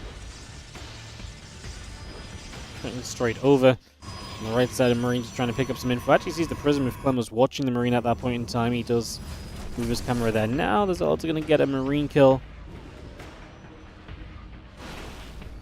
Stalker will try for an SCV. We'll get it, but unfortunately we'll pay for it with its life. As Clem establishes base number 3, is going to start pushing up the right-hand side. ShoWTimE's making this tech dive into Colossus now.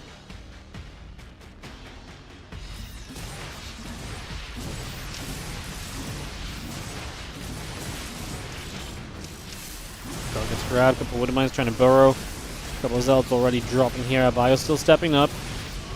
So it's getting grabbed at the moment. A couple of force fields coming down. Zealots still taking shots.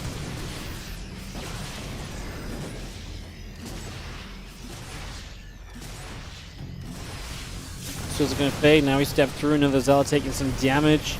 Another couple of Zealots taking some hits as well. Another nice force field coming into play. There's going to be some harassment in the main base. The Woodermine is going to blow up a Zealot here in a sec. And that is going to be the end of that. The Prism's still nearby though, as Clem is focused on trying to deal with this army that's pushing into him. Can't really get rid of the Zealots quickly enough at all. He's going to try and turn on to some of those Stalkers. Kind of a weird fight where he could not get through the Zealots, but ShoWTimE didn't really have the damage output to push the Terran Force away either.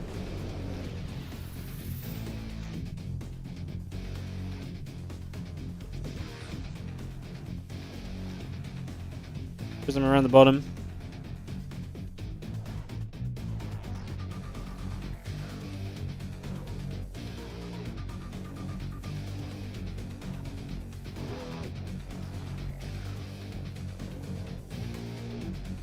And Thermalance is about to finish up here. Plus 2 attack coming through the Colossus on the way. Nexus will build on the 5th base to the 12 o'clock. So we get that going. The Ghost Academy building here from Clem as well.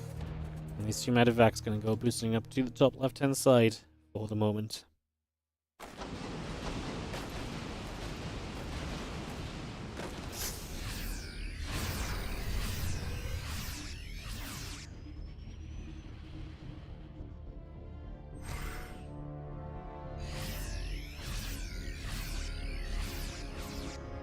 And by moving, Vikings on the way. Outside the Warp Prism, speed coming online, plus 2 attack and plus 1 armor coming about. Disruptor Chrono boosting on the Robo facility.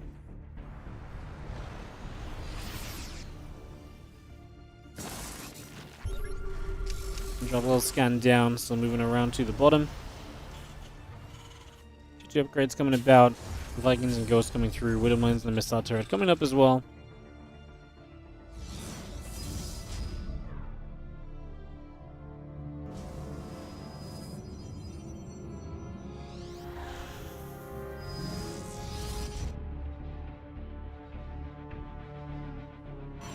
Prism speed finishes up, just going to be having the Prism on the left side, hanging around.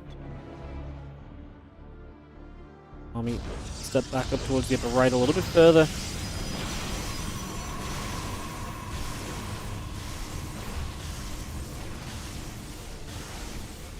I'm just going to open up those rocks.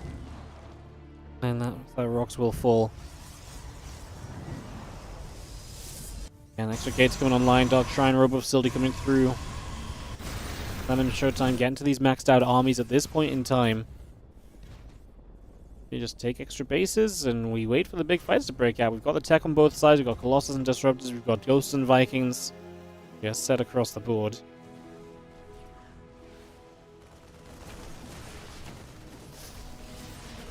Results will go down. Big push on the bottom right. I mean, ShoWTimE, if he kills the fourth base, would be huge. Good force fields. And Clem is just going to dodge that Disruptor. Was not close enough to go through the force fields. Yeah, obviously, fourth base living is big for Clem. You lose that, and you're in an actually kind of an all-in position. It's going to take a long time to get another base online.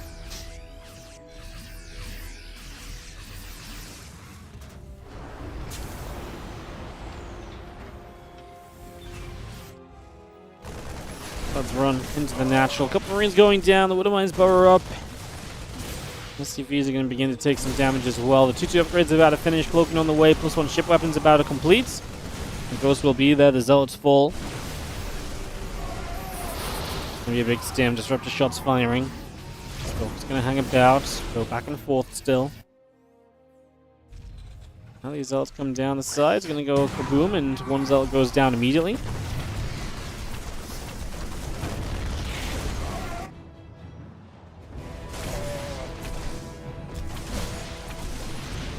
Ghost gonna fire, Zealot taking damage. It's gonna be seen still the upgrades coming through. Shadow Stride building as well. We're gonna have ourselves the Disruptor's actually getting caught on that right side. 2 more Disruptor shots, Clem. Actually somehow loses both of the Ghosts there. Wow, that was a pretty good Disruptor shot to get both of those Ghosts. The Vikings in high numbers.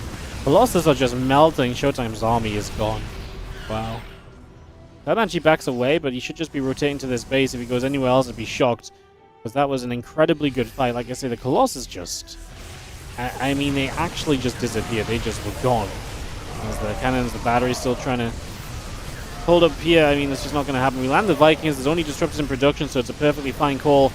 And this is ShoWTimE just nowhere near having what he needs in game number 2. And it looks as though Clone is going to advance to the semis. That's a good Disruptor shot, but it doesn't land. This is a better Disruptor shot! ShoWTimE now has not what he needs here to survive this game 2. And he will live for a moment longer. ShoWTimE trying to take the base in the middle rather than on his own side. Funky idea. If you can hold map control, that might be decent. Man, that one Disruptor shot was huge as Clem. I mean, that's why you can't just get overly zealous against Protoss, because Disruptors can flip the script just like that. ShoWTimE actually has a ton of money to spend too. Clem is going to see these Disruptors he can chase. He's going to get on them right now. No concussive shell. No, he does have concussive shells. They didn't look like those Disruptors slowed down at all. Let's see another Disruptor shot coming over. And a few more Zealots getting warped in. The army of ShoWTimE gathering. We'll have our 3-3 upgrades plus 2 ship weapons continue to come by. Nice shots landing. Zealots taking damage now. Bioforce going to hit the upper right side. Finish off this base that was low from before. Just one more base lost. And these bio units are not competing with anything yet. Oh, those 2 Colossus have to run, yeah. And Clem's seen the Colossus, though, is nice, because now he knows Viking's important to keep alive again. He even add a couple extra once he gets, once he trades some units.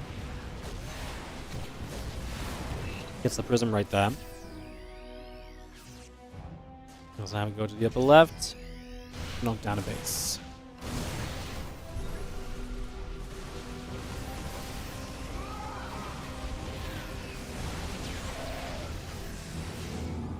As walls will go back and forth. Zealots charging up again here. A couple of Vikings overhead. Stalker's able to get rid of a couple of those already. On the right hand side, the Bio is going to continue through those Zealots. Colossus having already gone down. The Bio now stepping up. Colossus taking some more shots. And this Bioforce is truly just pushing and shoving.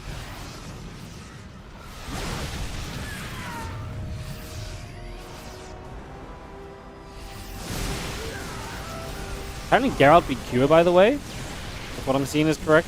It's just a little update for elsewhere in the bracket. This Zealot Stalker Force continues to chase Bio, coming back around into the center. Disruptor flies, but does not land. Probe's trying to get to the gold base, which he's setting up in the center again, so now Clem knows about that. Again, ShoWTimE can't keep his splash damage alive. The Colossus fall, the Disruptor died. This next disruptor this time will not find the magical hit, so Clem can turn back around and ShoWTimE knows it's over. GG's, Clem 2, ShoWTimE 0. Like I say, I think a result just came in that, yeah, Cure loses 2-0 to Geralt, so it's going to be Geralt versus herO. The winner plays Clem in the semi-finals. Wow. So we're going to go to the Korean server.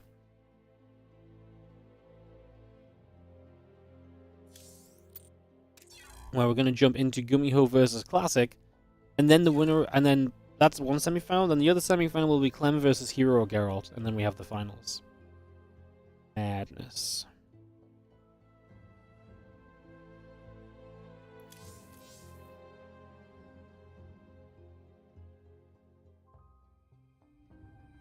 Perfect. All right, I'll throw some ads out. Yeah, MaxPax lost to Nicorette, guys. MaxPax is out for today.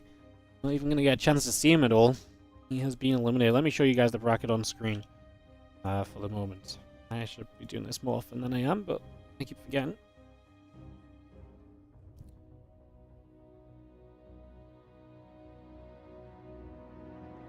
That's where we are at with us about to go into Gumiho versus Classic.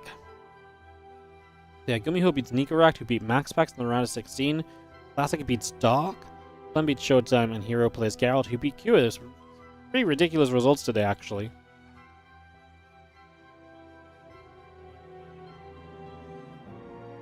Pretty ridiculous results. Alright, I'm going to set up for our semi-final here.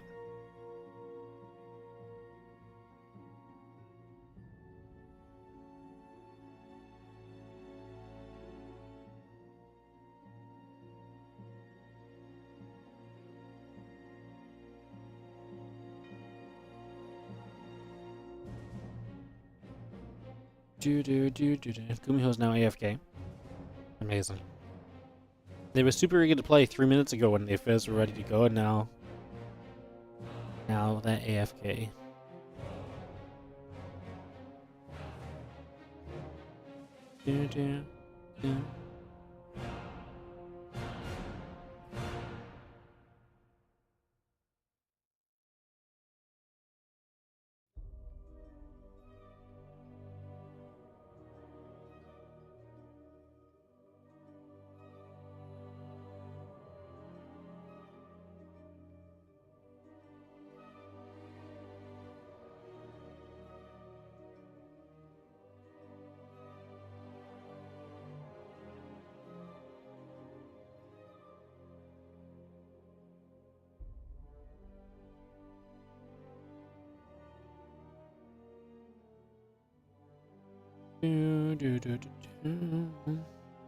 Hi guys. I messaged Gumiho.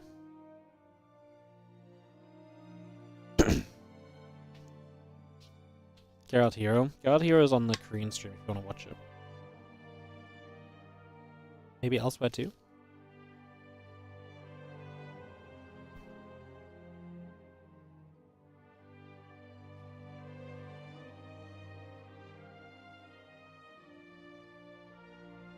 On Rex's stream. A new stream.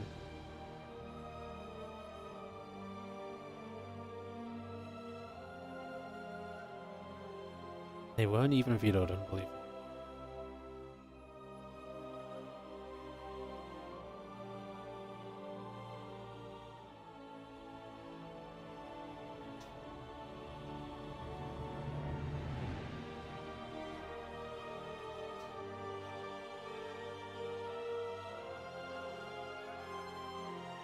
Alright, that's on the map veto, so we'll not be long into TVP guys. We'll get going soon. I'm just gonna be a B 1 minute while they veto. BRB.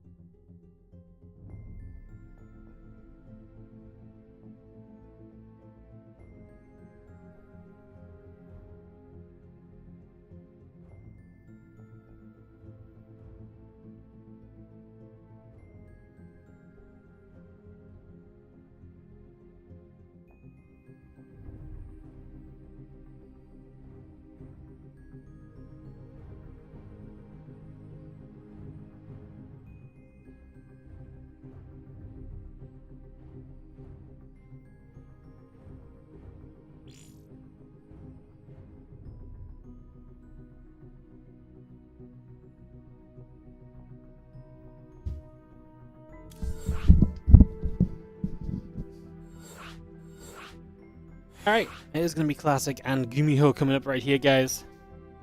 Looking into this in just a second.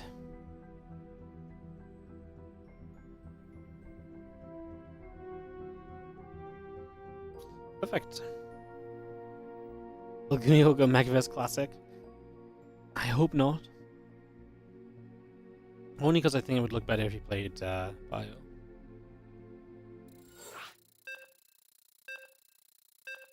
Guys are ready.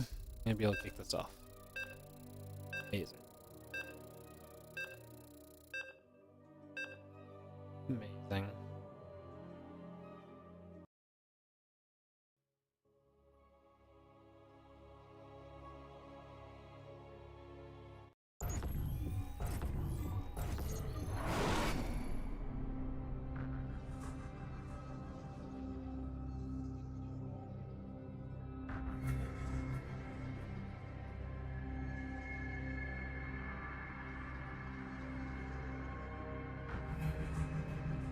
Alright, let's head into game. Top semi-final. Definitely not quite the semi-final we typically expect in this tournament because MaxPax was on this section of the bracket. He lost to Nicorakt, who then lost to Gumiho. Dark was in this section of the bracket. He lost to Classic. It's Classic in the upper right. It is Gumiho in the bottom left. I get into this TVP best of 3 game 1 right here, right now. StarCraft beginning as we speak, and away we go. Here we go.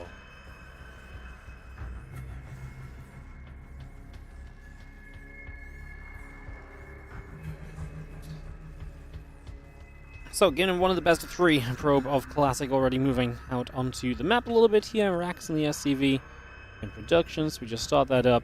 Getting the gas going through as well. And we get settled for a few moments.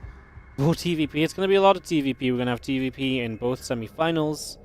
And then potentially a TVP final as well, depending on who wins here. And who wins, obviously, the other semi-final as well, which are pretty open matchups, to be fair, so... has a good chance to be in a TVP final. Yeah, just TVP all day apparently. TVP day. WARDITV Mondays. There you go. There's our new tournament name. Like I say, guys, I do have to confirm with a couple of the guys who are supporting this tournament series, but I will just double check with them. I'm pretty sure we're going to probably continue through into February. Loco TV, Winter Gaming, and OSC are all partners of WARDITV Mondays, helping this tournament series to come at you guys every single Monday for the last 20 weeks. We did have one Monday without when we were traveling for Home Story, I believe. But, yeah, 20 weeks of WARDITV Mondays already. It's kind of crazy that we're actually almost at half a year. Like, we've actually nearly gone to the half-year marker. That's 26, right? That is wild, so... heading into March will be half a year of these events. As our Reaper hits a probe and now heads across the map, so we'll be looking for some potential damage, where the Adept is going to shade down to greet Mr. Reaper right from the very get-go.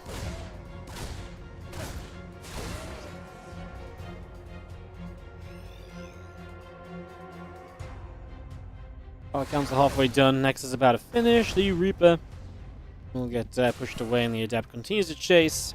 Reaper again pushed around for a few moments now. At the moment.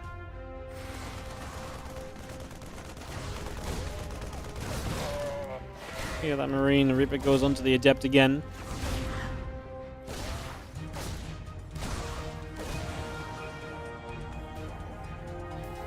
STV going to be low HP. Command is going to finish up.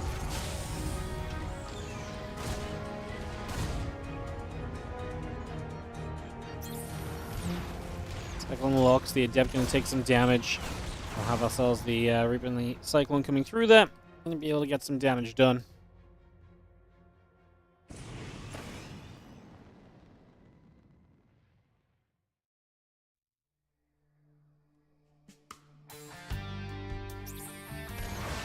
Cyclone will just lock to that Adept.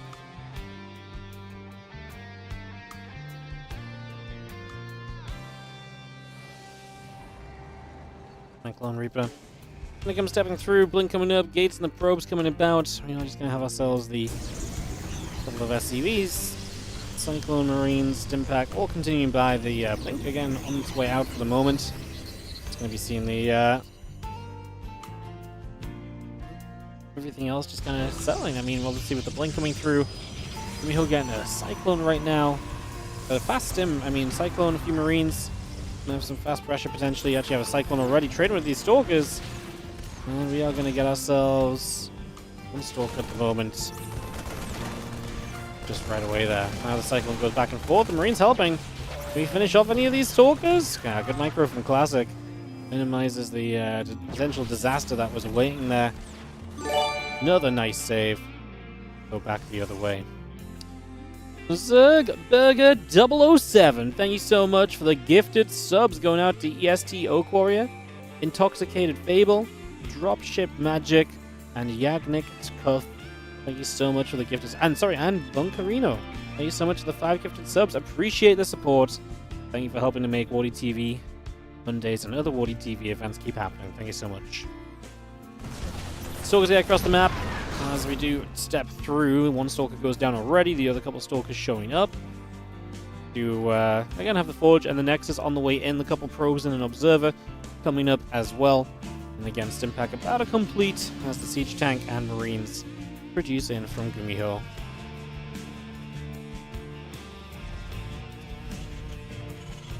It's going to Siege the Tank in the main base. The thing is, we're going to have Stim here in a moment, and as the medevac comes out, I'm not sure we're really going to have an easy way across the map, as Classic is in position with these Stalkers to at least stop units moving across the other side.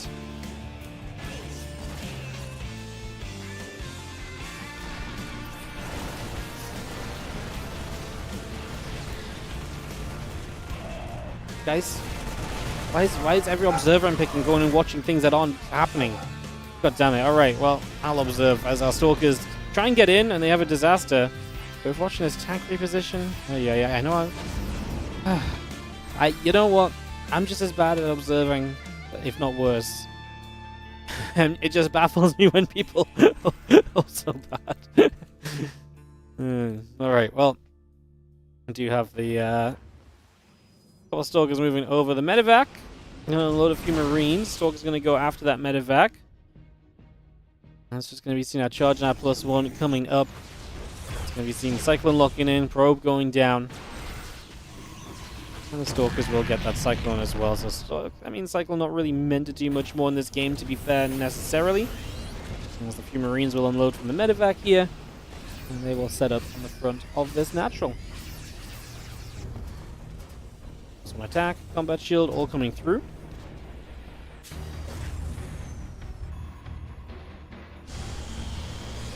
The charge is about to finish here on the side of Classic. He starts up his tech into the Colossus. So first Colossus already coming straight on by.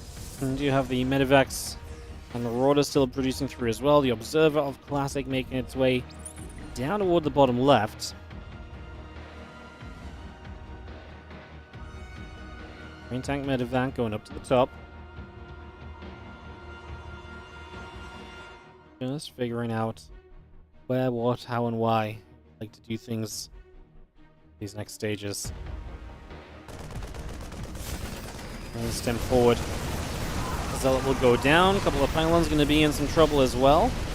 So see another pylon trying to take place. The Nexus coming through.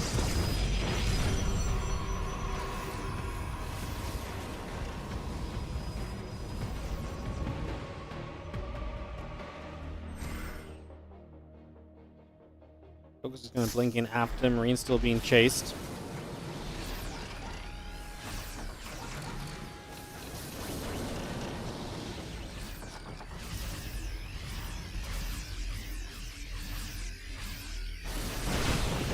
Focus blink down. SCV in the depot. Going to go down immediately. I mean, Classic getting comfortable. It's funny to me how confident Protoss players are nowadays as soon as they get one Colossus. It really is the new way of things, right? Where you get one Colossus and you just feel so good. Because if there's no Vikings up, it's genuinely very difficult to deal with that Colossus. So, like, I don't disagree, but man, it feels so risky. But that is the balance and the level that these Protoss players feel like they can play at lately. I find that very, very fascinating as the Marine chills out on the left-hand side. The CC sets up in the center.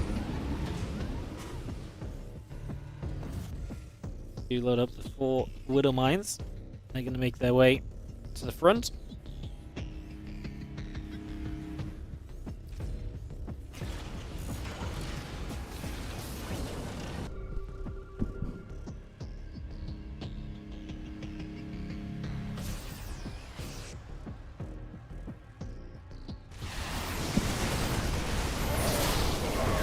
Also taking shots, a couple of Bioons pulling back, a couple of Zealots going down, Stalker's going to get jumped on. There's the Bio coming through as well as the Stalkers settle.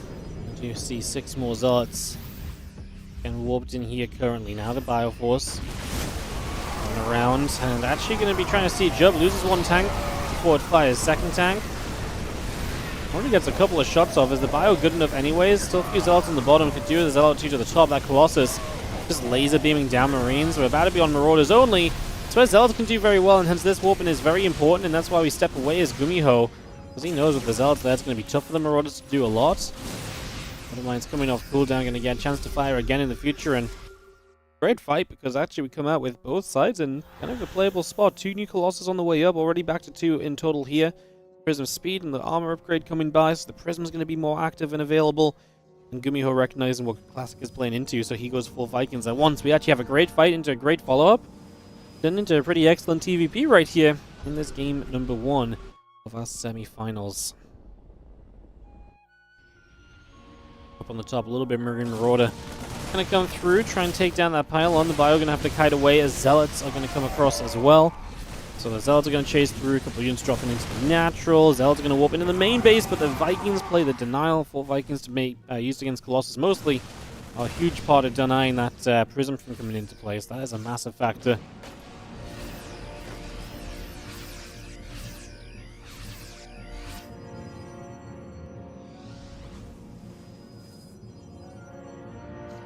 Zealots will move out through the center of the map. We do have Gumiho immediately coming back up the left-hand side here.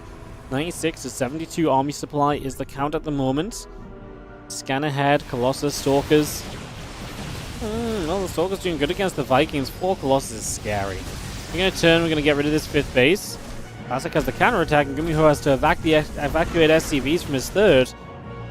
I just don't know if he can attack into 4 Colossus.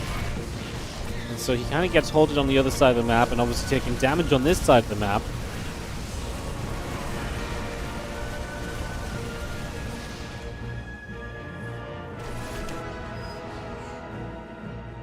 Team more disruptors coming out, +3, +2 on the way. Additional ghosts are building. LCC still building at the front as well, so we try and get to a 5th base here from Gumiho. Up to 9 his opponent's 5th base. Like I said, do you think Gumiho is in a pretty cool position?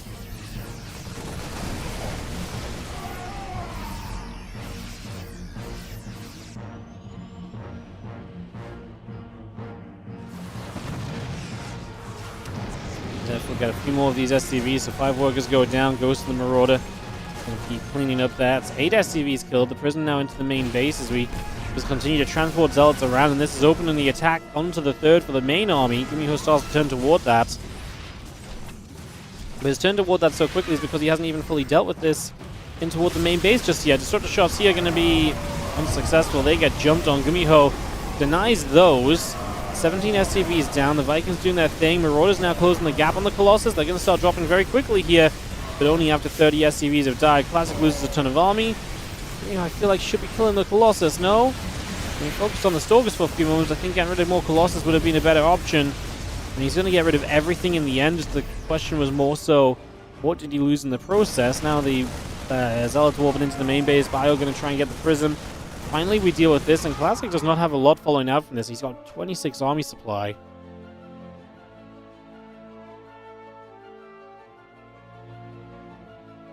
Not ending up in a good place at all after all is said and done.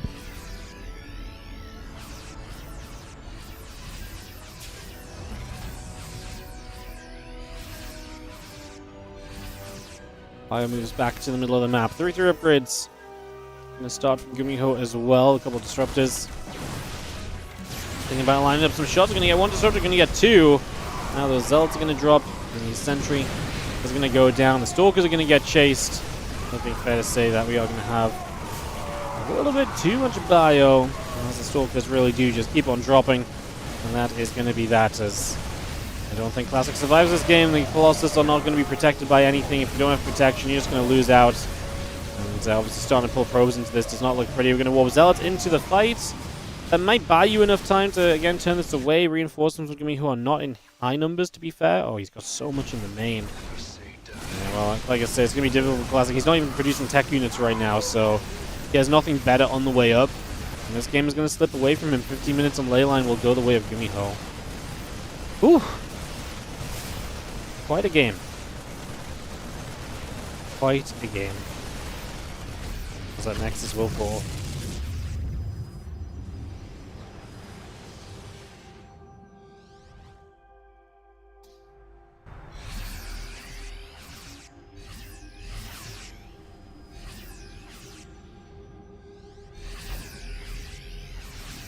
Fire comes across.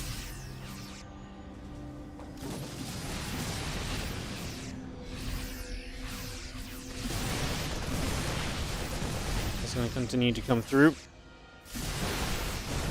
Results going to go down. Damage being done.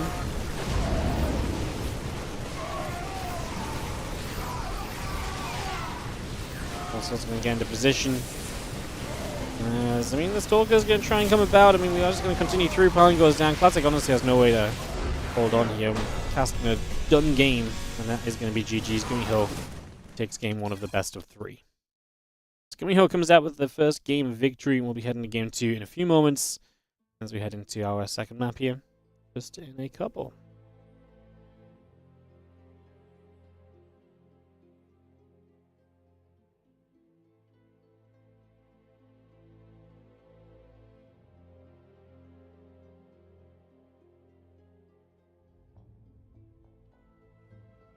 Crossed line.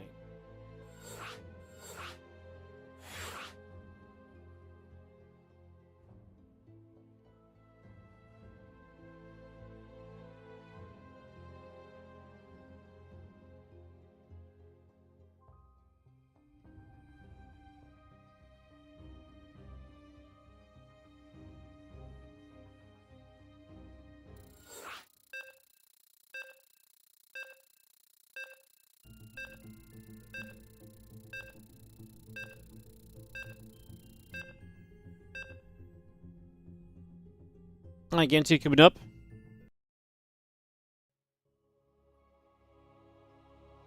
Thought Classic had a good few moments as well. I think he was very close to knocking down the Gumiho army a few times over. But it wasn't enough, as in game number 2, we're going to be having a Protoss who has to battle from being down. This is going to be Classic.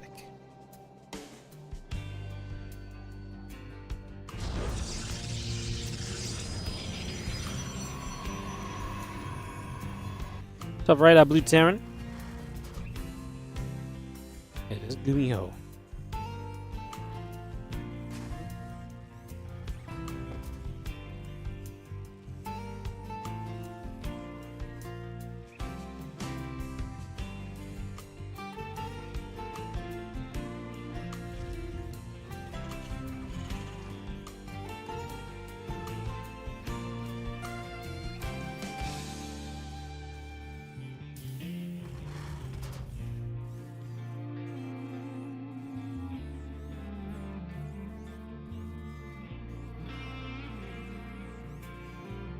Proxy raxing it up.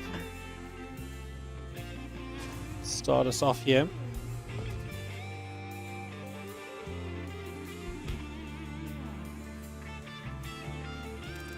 So the Rex coming through, SCV on the way, gating the probe, coming about as he gets settled in.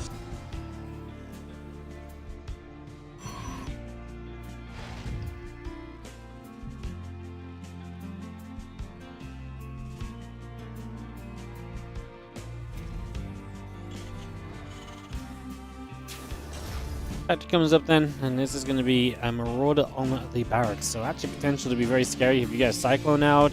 You can get Marauder. I mean, Marauder Hellion, Marauder Cyclone, both very dangerous combinations. So interested to see maybe what that becomes as our Marauders start up. No conquest of shells yet though, as the Probe Scout is not going to go far enough to find out what's going on.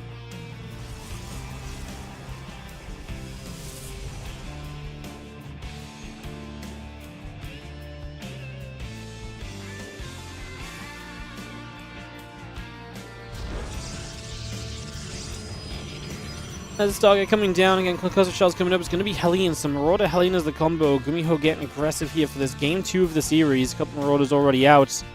And again, we'll combine with those Hellions to be super scary. in the near future. As we come out and across the map, we see our herOs in the SCV making their way over already. Just making some steps. And seeing where we get to as we start to hit this pylon. I mean, Classic not knowing about this is rough. But here's the thing, you pull the probes to deal with the Marauders, and then the probes get dealt with by the Hellion, so that's why the Hellion is so good. Stalker start to take some damage. Yeah, you really want to just get the Hellion here to start fighting those probes. We get rid of one Stalker. Marauders are going to get to the other side. They're going to get this Stalker as well. We're just going to put all the damage onto the Stalker. I don't know if I love that. I really feel like the Hellion should just stayed on probes, but... Gonna go for this pylon now. There's not a lot of Marauders left, so not a lot of damage output continuing. Voidra on the way. It's been a good start for Gumiho, but I think this is pretty much it. I don't think it goes any further than what we've already seen. As one more Storm comes to the low ground. There's a battery now. We can obviously run to the high ground as Gumiho instead. And this Stalker ends up in a bit of a weird position. And now a second Marauder shows up, and they're just going to go 2 Marauders fighting that Stalker. Battery cannot last forever, so another Stalker potentially going down. Battery overcharge, or energy overcharge, sorry, used. And the next Marauder goes down as well. Voidra out, and that is a defense now made from Classic Buds. Well, resources lost are going to be about the same. Obviously, Classic has the expansion while Gumiho is expanding. And this Voidra, I mean, I guess that's where the Cyclone comes into play, because now the Voidra in the middle of the map. Oh, it gets to turn onto the Cyclone, pops Prismatic. And that means the Cyclone gets away for a moment, loses high ground vision. Intense couple of moments there. Whew. Well, that got exciting as the CC barracks Cyclone continuing through, the Voidra and the Warp Gate continue online. A couple more probes coming about as well.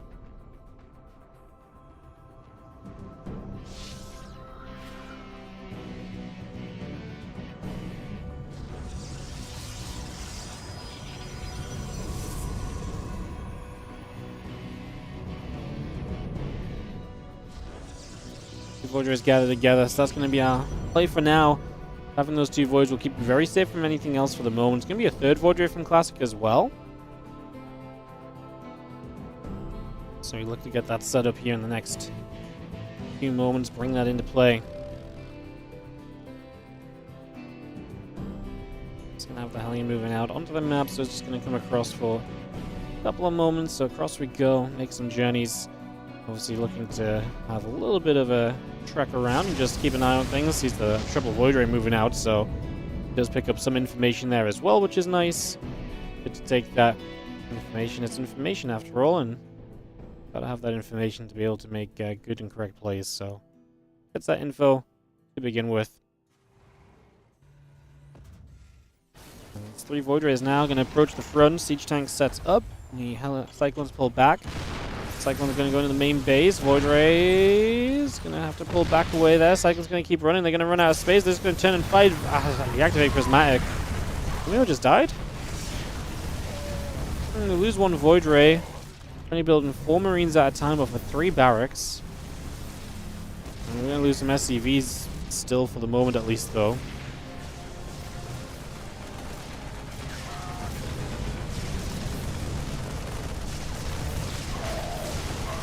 I mean, the Voidras will continue to go back and forth to see a couple of Marines continue to come back through. And in the end, yeah, we're just going to say GG. This one is going to go too far. This one will come to a close. So we are going to get a game 3 between these guys. Classic deals with the aggression, deals with the all-in, and we will go to that game 3 in just a couple of moments. Any other result on the bracket? Let me see if there's a semi-final setup on the other side already. Yes, herO 2-0 is Geralt, and so herO Clem will play after Game 3 of Gumiho Classic in just a few moments' time. So we'll get this set up. Underway in a second. Get this ready to begin.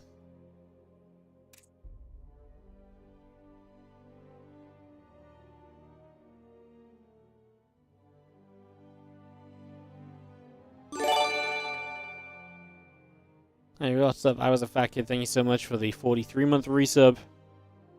Appreciate it, as it looks as though we're pretty much set to go here into Whispers of Gold.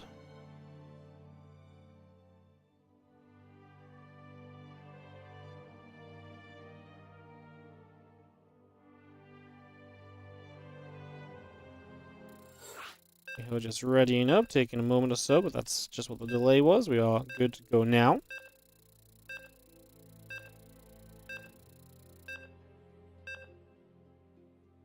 Alright,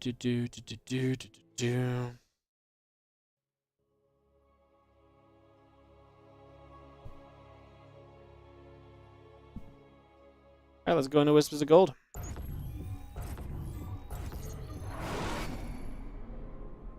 As we have got in the bottom right-hand side. And this series all tied up with a defense. It is going to be classic. And he is ganking on the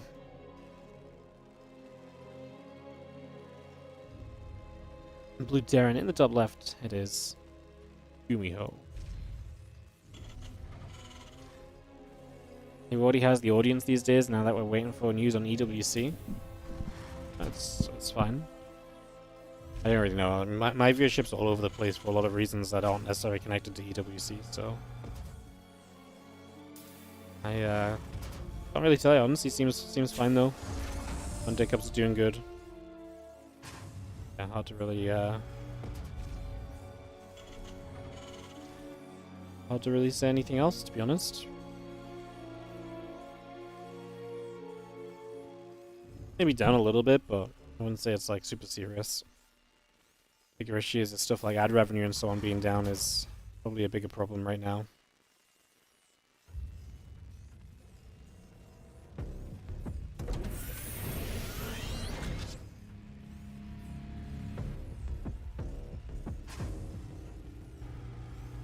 As we get into this game number 3, Classic and Gumiho, as we settle down. And, yeah, Gumiho has an SCV right across the map there, so as his barracks finishes up, he instantly proxies the factory, and that's going to be his way of making this a much more kind of questionable, kind of what the hell's going on sort of situation. We begin to set up with that. Hey, thank you so much, Hauxus Wayne. 8-month resub on the Prime Hearthstone crossover with SC2 is a good sign. Hope Microsoft get more SC2 content. Yeah, I mean, it's nice that they know that StarCraft exists, I guess. I'd say they've got a lot a lot more to go, to be honest, to convince me that it's going to be, yeah, I mean, yeah. I don't know. It'd be nice if they said anything about actually just StarCraft 2, you know? I don't feel like we're asking for much, even if they were just like, yeah, StarCraft 2 exists, more so than just, yeah, I don't know what I'm looking for, to be honest. Shut up. You see the SCV hanging about. As you have the Stargate coming online, the factory is there. I mean, obviously got scouted. What are we going to do with it? Currently nothing at all. We're building the starboard at home. Start some Widow Mine. And the problem is, you know it's here's classic, so you can send units over, and there's a little bit of aggression for Gumiho is clearly not working out, and he obviously was pretty committed. He built a pretty late command center behind all of this, so was absolutely hoping that this would find some favors for himself. But the Hellion comes through, and a few probes begin to go down. The workers continue to drop. The Hellion only get chased around. Stork continues to move over. Is going to get the kill on that Hellion, so that is a cleanup for the moment.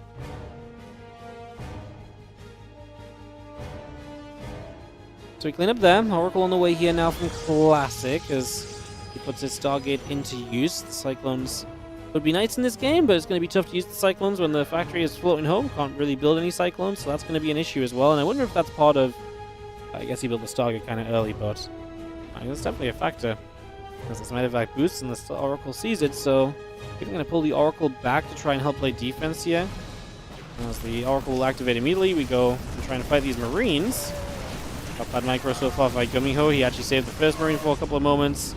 Classic trying to keep the Oracle somewhat out of danger. The Widow Mine is was burrowed a bit further away, so doesn't really get involved right from the get-go.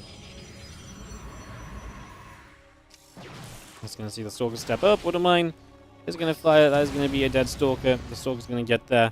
And this Medevac now coming down the left as well, as the other Stalkers continue to move on through.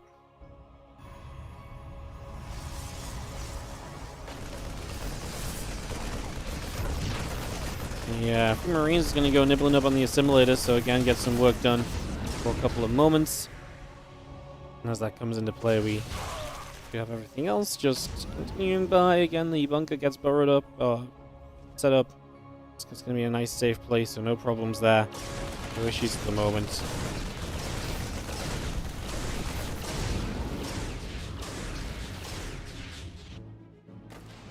Have the Phoenix and the Oracle coming about. A couple of those Marines already getting knocked down. The Phoenix will chase for the medevac. It will go down as well. A couple of Oracles also still gathering together. Let's get into a little bit of SCV production as the twilight is about halfway done.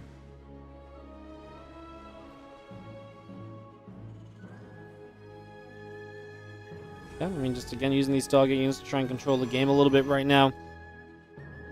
And you have our engineering bay, barracks building up. Gumiho losing a few more SCVs as the air units hit the main base.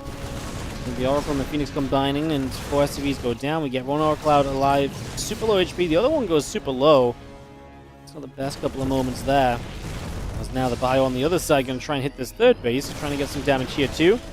Bio will go back and forth. Again, the Blink coming online. Robo facility finishing shortly. And the Stalkers will force the medevac to lift up and back away. So away from there we go as the Phoenix will hit the medevac. Medevac taking some more damage. Marauder's taking shots too. Medevac will fall. A couple of Stalkers are dropping. There's another Marine that goes down. The Vikings still pulling away up the left-hand side.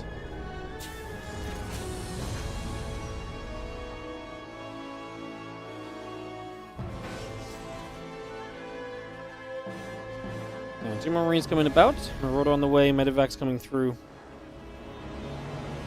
So that Bioforce looking to step forward as our Stalkers will hit the bunker.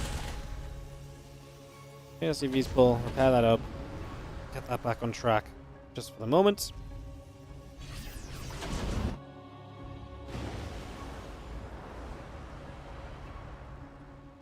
And the Medevacs will boost back onto the map, so away they go. And go journeying across for a little bit here. And we'll see if we can do some damage with that army on the other side. That is going to be what takes position the next little while. So, moving across, getting set up. Let's see where we go. Our Stalkers will maneuver around for a little bit as well.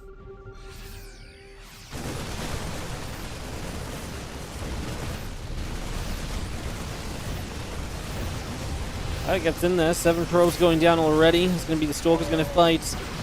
Also, do you see the Stalkers blinking underneath? Both those medevacs go down. A little bit more bio getting cleaned up. Oracle will activate. The Marines and Marauders going down still. Full cleanup, but quite a few probes. The attack on the main base, just a Viking that gets cleaned up as well. Doesn't manage to do too much there. And that was our +1 attack on our extended thermal lance. Both continue to come through. So, we set up, and Gumiho, like I say, does some work and damage, but I do worry about how much army he loses. In Classic now, kind of feels safe. Very safe, in fact, getting in towards the Colossus and the extended thermal lance and so on. So, I feel like we're going to make some very good moves in that regard. CC will finish in a few moments' time.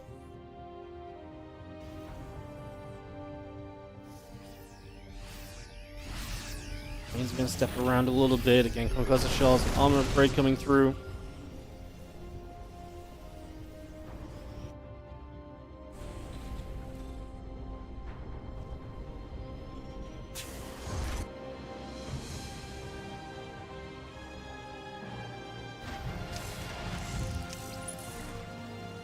And our bio joins up. Widowmine will burrow.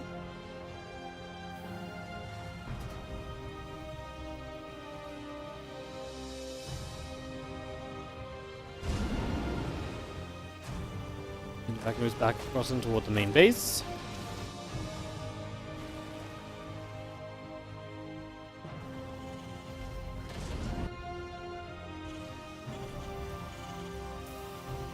Let's come over again. +1 extended thermal lance going to be done for classics. As Colossus are going to be fairly well powered up.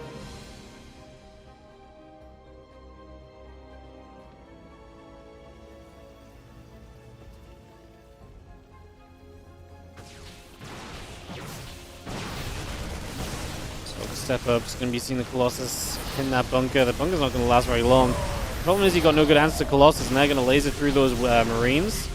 And if your Marines are going down, you lose the damage output you really need at all. Gumiho just says GG, has no chance.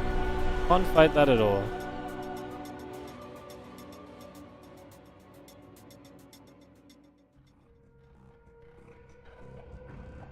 which is Classic takes it 2-1. So Classic gets to the finals here today to play a best of 5 against herO or Clem. herO versus Clem will be the series we get into in a couple of moments. I'm going to hop on over to NA. And we'll get that ready to roll. Alright.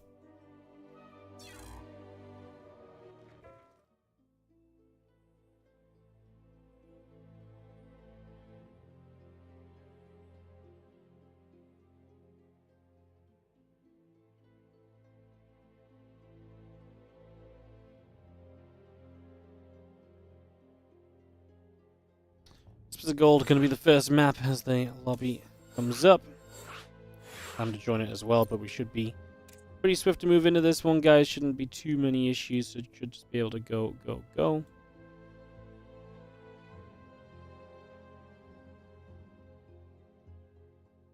Just waiting on Clem. It seems all the casters are here at least.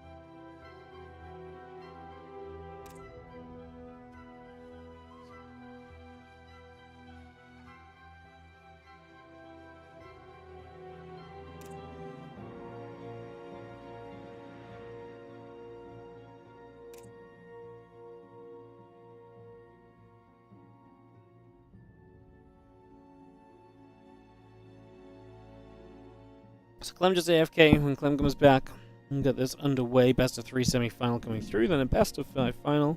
PvP finals incoming. Ooh. You guys think herO's going to take Clem down? I think I still favor Clem.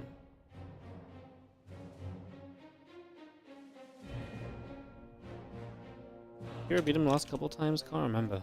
I feel like herO to me beating Clem is still an upset. Clem won the last 2 times they met. Yeah, upper bracket of Liuli and Emily.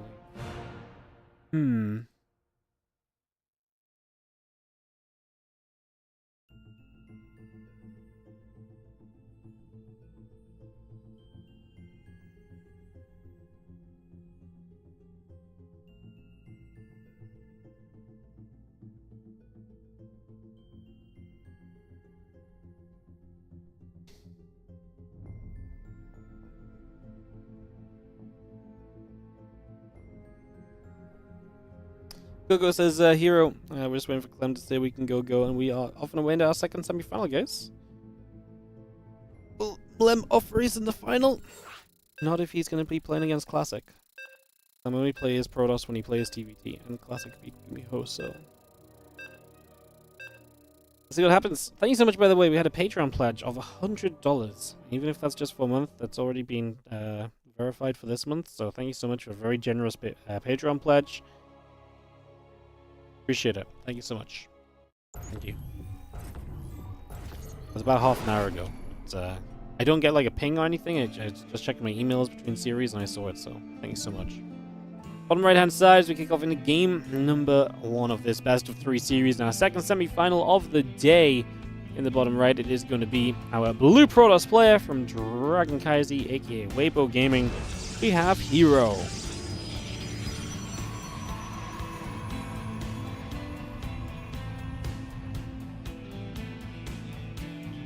In the top left, our red Terran player from Team Liquid, we have got Clem.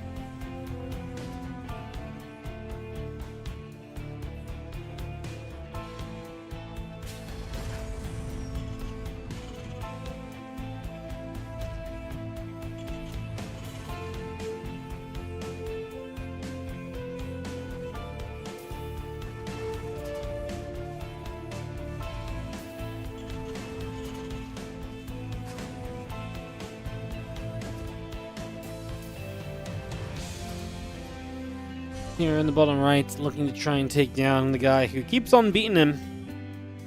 Another one of these weekly cups. As we get this all set up.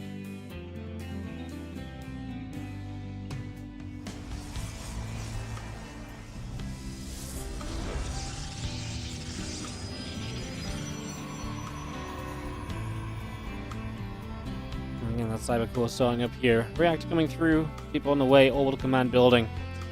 As we get settled for Clem in this game 1. Whispers of Gold. A very small map. One of the maps Clem, I think, likes playing in this matchup, so we'll see how that works for him.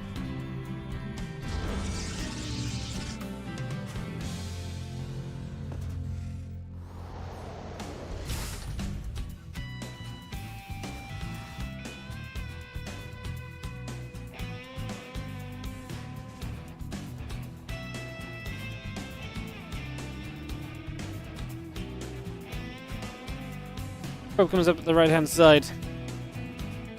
These two meet frequently, obviously, in the WARDITV Mondays. Didn't meet last week because Clem played Max Packs in the semi-finals, lost that one. herO got to the finals, played Max Packs in a 5-game series that Max Packs did come out on top of.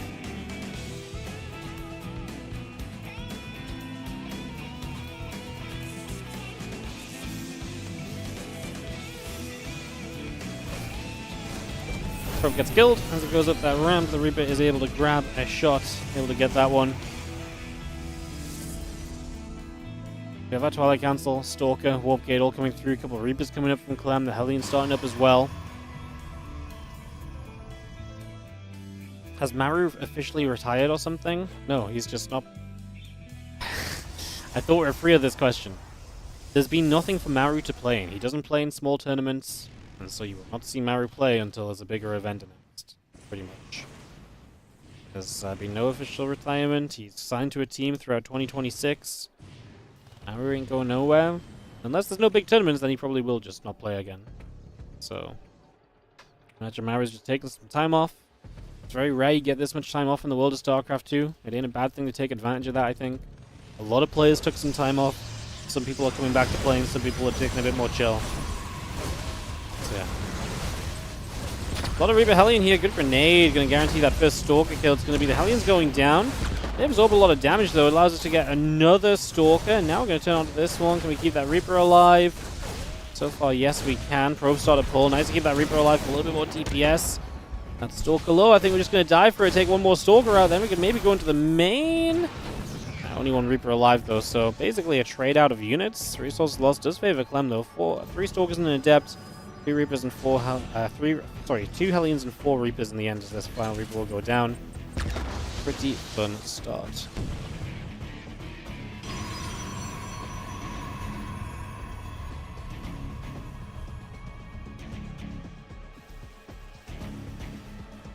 Siege Tank Marines cloaking on the way up as we do see Clem basically going into a very aggressive follow-up as well, especially with the cloaking. Gives them a very aggressive opportunity here, so Banshee heads down to the bottom side.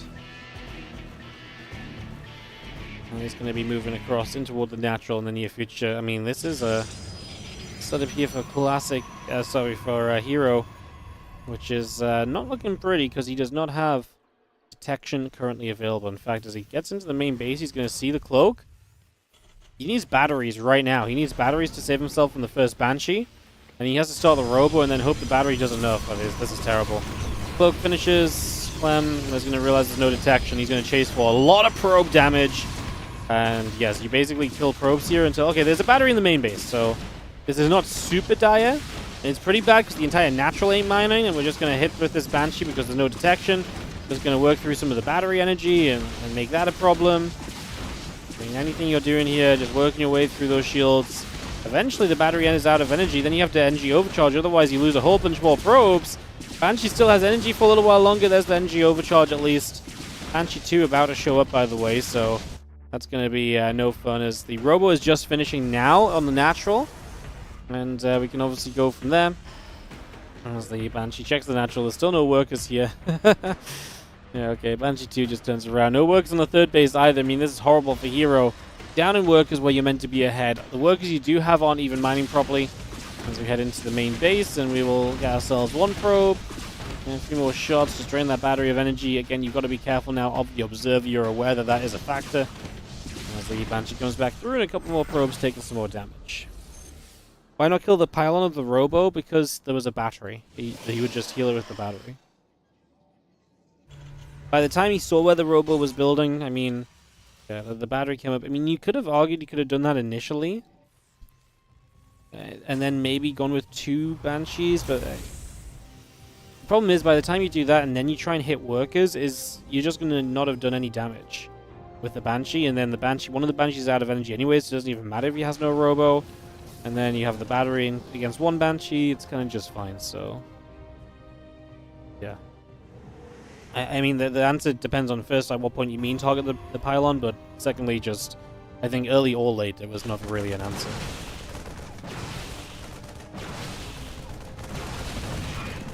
So see the Stalker's going to fly, hallucination comes in.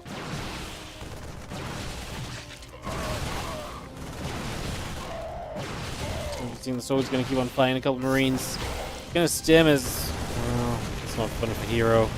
Recalling but losing 3 out of 5 Stalkers is extremely rough. This game is... This game's gone horribly wrong. The game has gone horribly wrong for herO. I mean, at this point, Clem is pushing across the map, and I think he's probably going to win this one in the next few moments with a push. I don't think there's much that herO can really do about it. Fire coming around that right-hand side. Continuing across the map for the moment.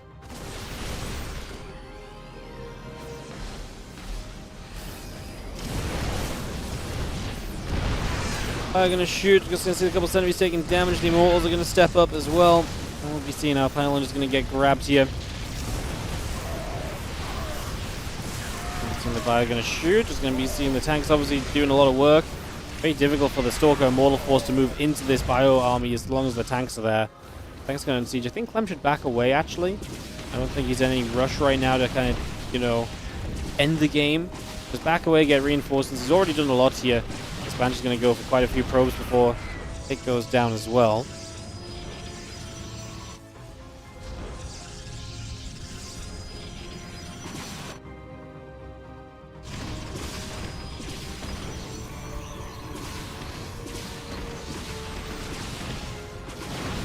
Banshees will fall.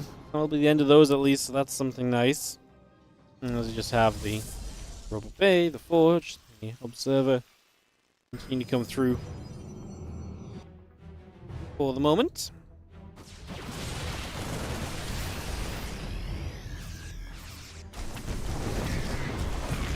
Let's see our Zelda's going to continue about. 3 SCVs have gone down. A couple of Warpins continue to come through. Well, Force Field's going to continue down. The Immortal's going to take some shots going back the other way.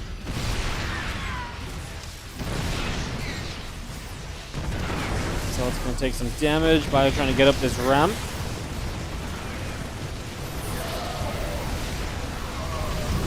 Wouldn't mind shooting. Medevac's just going to load. Again, those Elves getting absolutely blasted. Wouldn't mind. We'll clean them out. CV is going to continue across. That's going to pull in and get a surround on those Zealots as well. More Zealots coming about. Just going to be seeing the sentries, the Immortal, the Stalkers coming through, trying to play cleanup on this army. We might get the tanks, but there's no cleaning up this Bioforce. I say we might get the tanks. There's a big might apparently because those 2 tanks stand strong. The Immortals will die. GG for this one. As we dive through, a few more Stalkers still going down. Damage really being done. GG says herO. And Clem takes game 1 of the best of 3.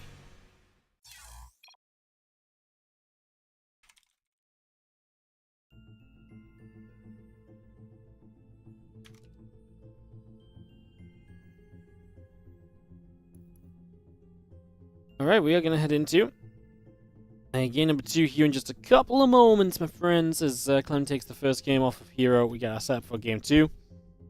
Clem wins this, we're going to have a TVP finals. It's been TVP all day long for us, so that is just the way for the day.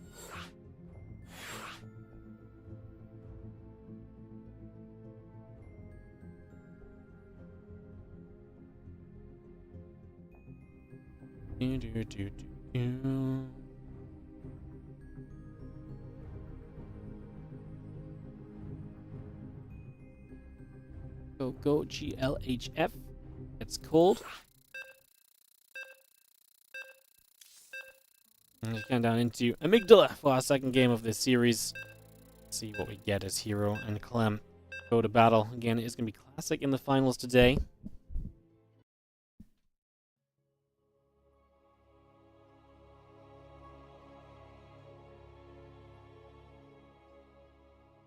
Do-do-do.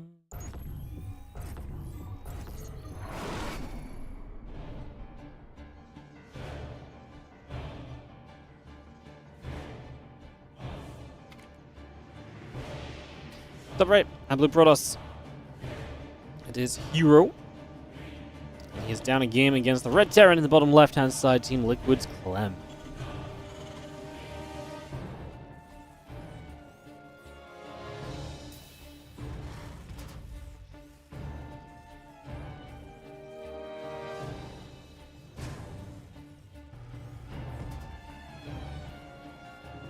Alright, game 2, the best of 3.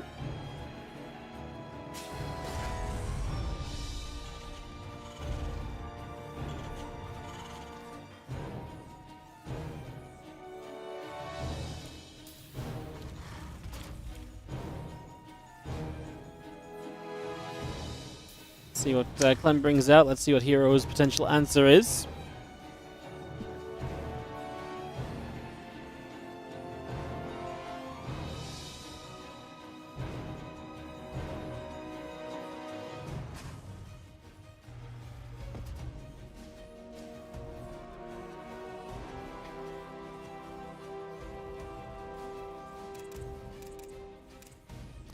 Who is actual number 1 in SC2? I think it's very difficult to say. I think a lot of players right now at the top are very close together. herO, SeRL, MaxPax, Clem. I honestly think those 4 are the 4 best players right now in SC2, and I wouldn't put a favorite on who is better than the others. I think Clem clearly still has something over SeRL. The 2 games SeRL won against Clem were very convincing, but they were very early kind of counterattacks. The moment the game went any longer, it was all about Clem, which I think says a lot. But then SeRL and MaxPax have been trading series. I think herO is maybe not quite. I don't think you can put a herO number 1 because he's struggling against Clem. He trades with MaxPax, he trades with SeRL, so he doesn't quite win. So I'd say probably between SeRL, MaxPax, and Clem, it's hard to nail it down. If you're just talking about any online event.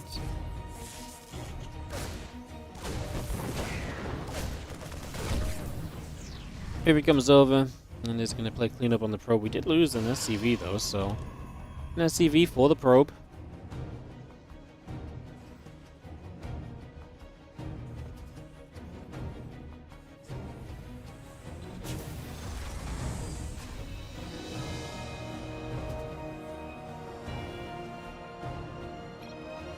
I'm going to ask for a pause. We'll just take a moment or two.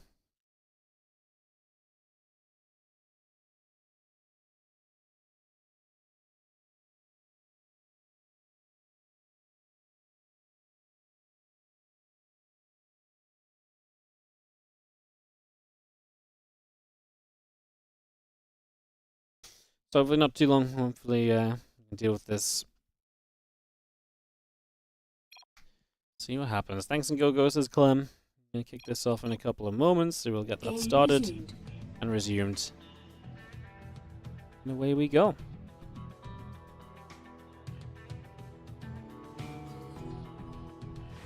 PP, thanks and go. As the Reaper moves in toward the main base here. Again, we got the Adept and the Wolf Gate coming online. Will we have a WARDITV January? No.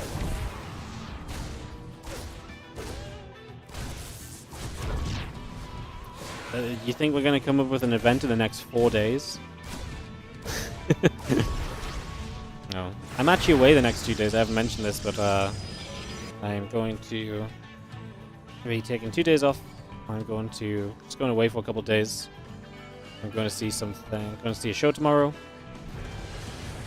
And staying overnight, and then I'll be back home on Wednesday, but not really in time to stream anything. I'm going to go do my local Pokemon on Wednesday evening, so I'll be back live on Thursday, which I don't actually have anything to stream on Thursday right now. This weekend is OSC Championship final days, though, so that's going to be great. Thursday we might do some like Alima League catch-up, because we've been a little bit behind on that, so yeah, Thursday we might do some Alima League catch-up. That might be fun. And then after that we have 0 plans for 3 weeks. I've got 1 tournament in the works. I will probably run WARDITV February. And we'll just see where we're at in terms of days filled from there, basically.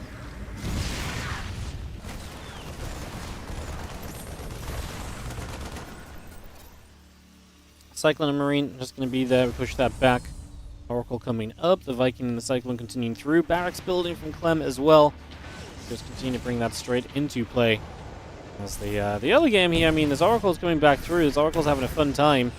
And he's going to go for a few more SCVs right now, using the bunker to save some SCVs. A little bit of mess micros. Clem puts the wrong SCV in, but it's definitely one way to save your workers. We have just not enough anti-air at the moment, and that Oracle goes huge.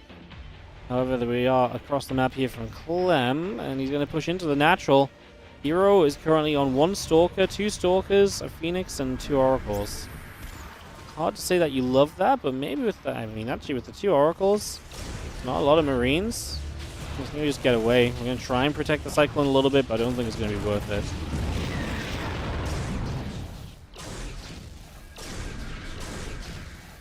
I think he's going to shoot, and that medevac gets shoved all the way back.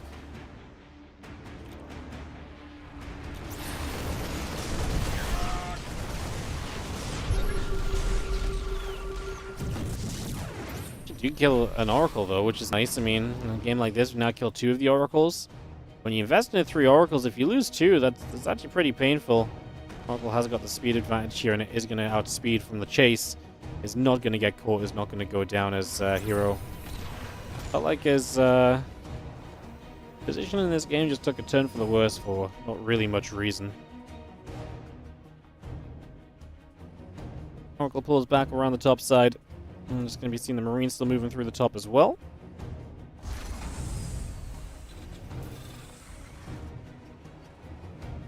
Marines, medevac, Viking, Cyclone's going to come through.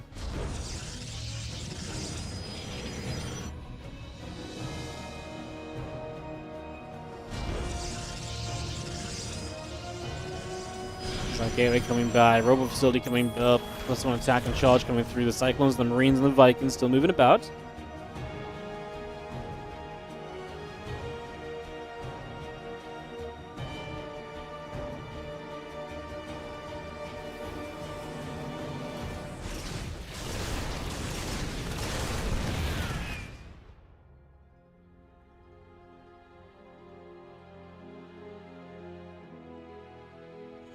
Let's move into the main base. They're going to counterattack, but Clem is on the map, and I'm not sure these Phoenix are going to make him turn around or anything at the moment.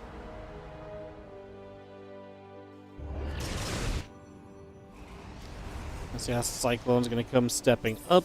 He's going to come up the right-hand side.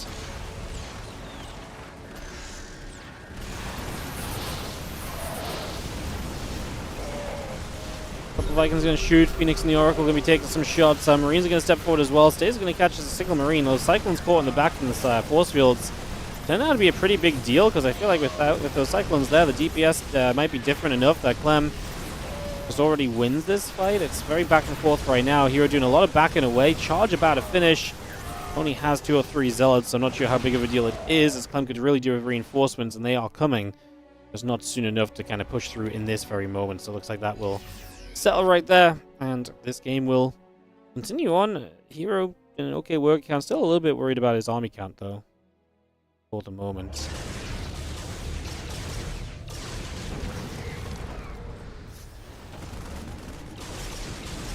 He's going to cross Woodamine. He's going to get a shot on one of those Phoenix. The Cyclones will continue to chase. There's 1 Phoenix dead. Another Woodamine shot. Has to split away from it. Chasing the medevacs, but I mean, we lose multiple Phoenix, so it's not like this was free damage. One of those Phoenix is super low still. Cyclone gets to the lock-on, but not to the correct Phoenix, unfortunately.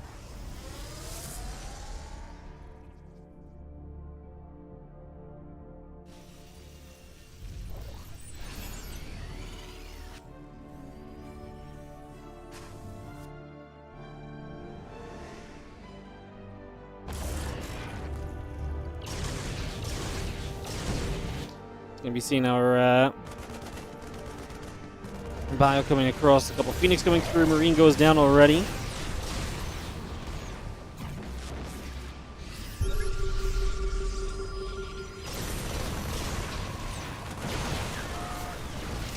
I see a couple Cyclones locking on, stalking the Zealots coming about. Maybe seeing the Bio continue to step up, a few of those Zealots moving around for a few moments, so back and forth we go. Having ourselves the army still here, the same position from Clem trying to break through. Woodamines not being baited onto the Bioforce at all. These Zealots are going to struggle to get forwards. Probes pulling is not a good sign. herO is going to fall. Clem is going to take the 2-0. It would seem a Warping his Zealots plus a Colossus showing up might change things a little bit. I might need the Widow Mines against that amount of Zealots, actually, so I guess we'll see. Widow Mines shooting, a couple Zealots taking hits.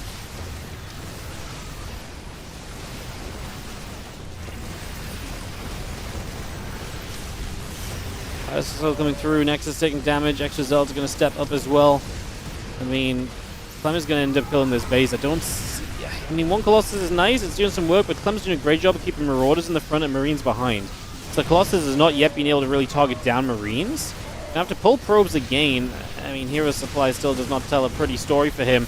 So Clem just hard focuses the Nexus there, gonna let the Widow Mines do some of the work against the Zealots. 2 Colossus maybe keep you back, but that's gonna be it for the moment.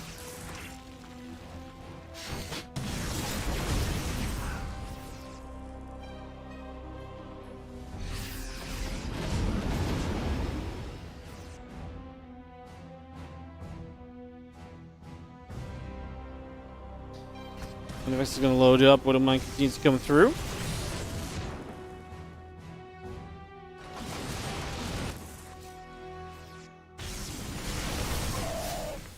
I see a couple of units just going to push about. Gateway going to take some damage.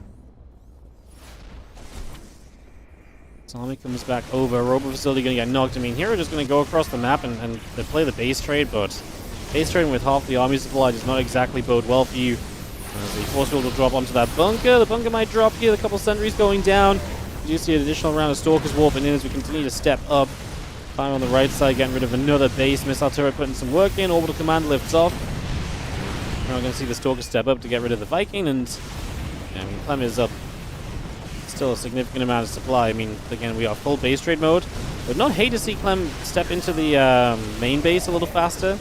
And actually knock down some of the warping structures of Hero to stop them from reinforcing potentially. I feel the natural's nice, but I feel like knocking down production structures might be more important right now. As the Vikings do get one of the 2 Colossus that were here, that might just be good enough. With only 1 Colossus, the damage is not going to be here to clean up this Bioforce. A good force field to be fair, but Colossus goes down. We knock the Observer to remove high ground vision. And Hero says GG. An attempted base trade at the end of it all. Clem is going to be good to take a 2-0 in this best of 3. So Clem takes the 2-0, and we set up for Clem Classic Grand Final. As Classic gets the interesting section of the bracket again. Max Pack's knocked out by Nicorect. Gumiho knocks out Nicorect. And then loses to Classic, who came through Dark, and Percival to get here today. So, see what we're looking like, see what's going on as we get into more games in a couple of moments. StarCraft 2 continues. I'm just going to take a quick break. We'll come back with Clem vs. Classic Best of 5 Finals.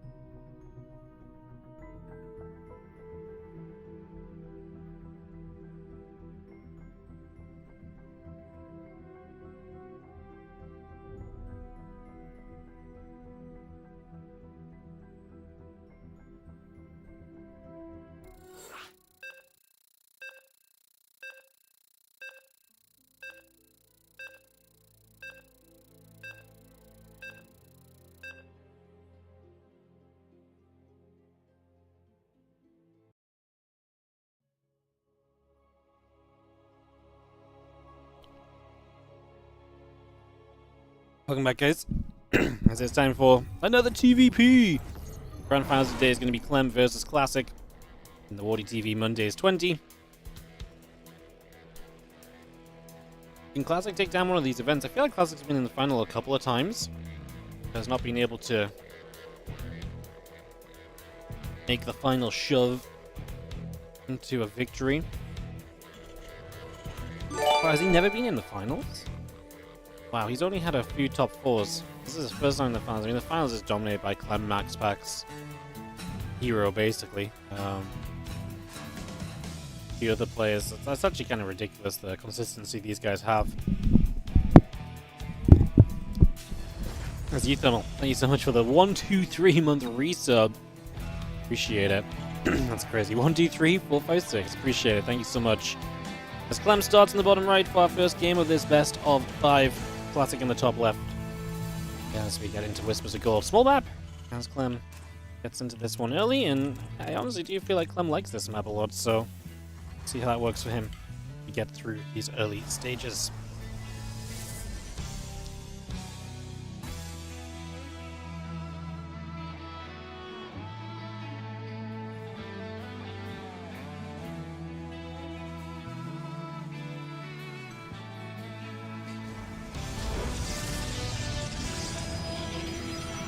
Best of 5, game number 1. Has Classic been competitive against Clem at any point recently? I mean, Illigulac.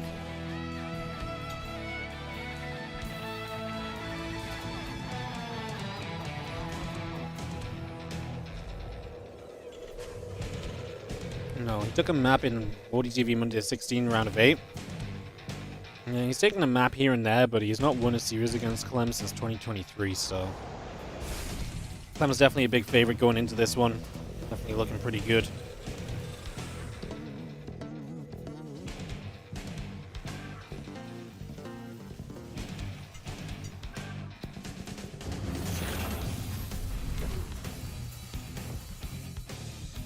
Maybe coming up towards the upper left-hand side as we move across initially.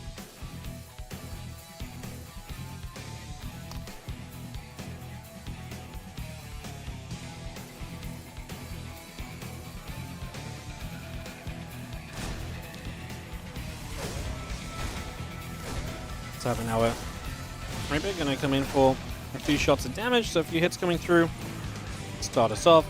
And that will kind of just be that for first few moments. We're not expecting this Reaper to go pretty too crazy.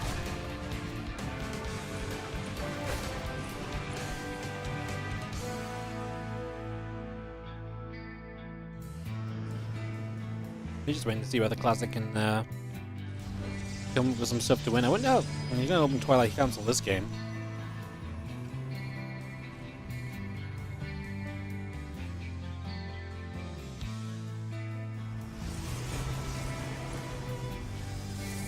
Yeah, not really sure what he can really do as the Reaper comes up the front. Raven coming about, Interference Matrix coming through, a couple Marines on the way. So you see about a finish as well.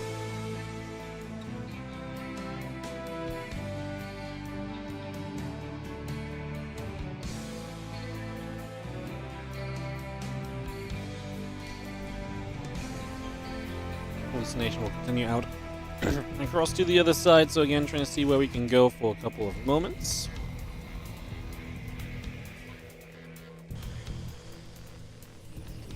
Siege Tank, Marines, Interference Matrix all coming through for a couple of moments as well. And again, Robo Facility, Gateway, Blink, building up to once we get settled here.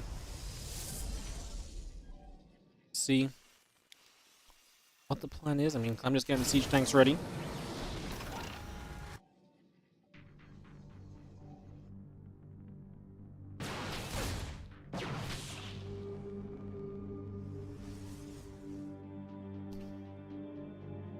Stalker pushes the Reaper away. Goes on a bit of a patrol.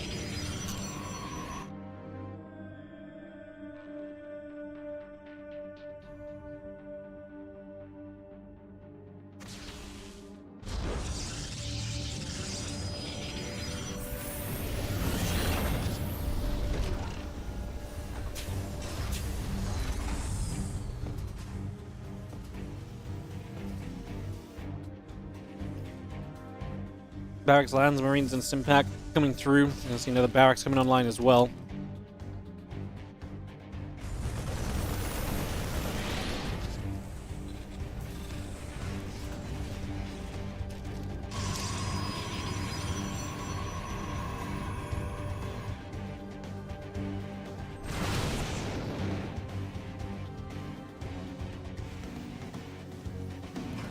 See that Forge and the Nexus charge as well. Will continue to come up for the moment. Stimpack Combat Shield +1 continuing through 2.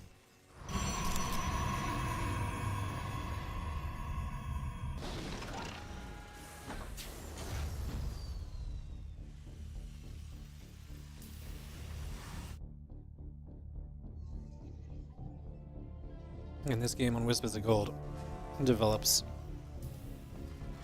with basically just waiting for the bio upgrades to come through. Once those bio upgrades are ready, we can go from there.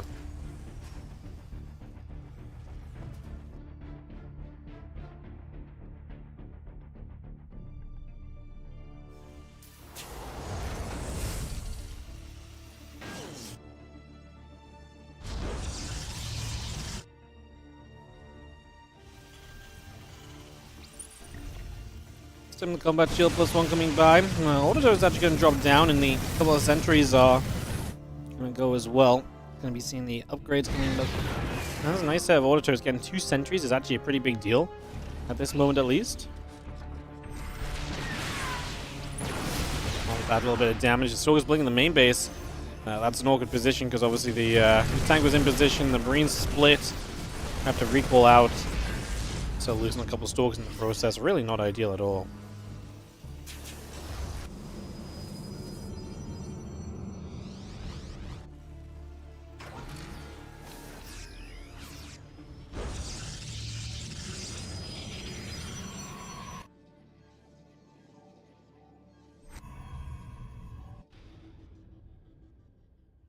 Big buy a push going up and across the map. So, gonna make a little bit of a shove to the other side. And this is gonna be classic.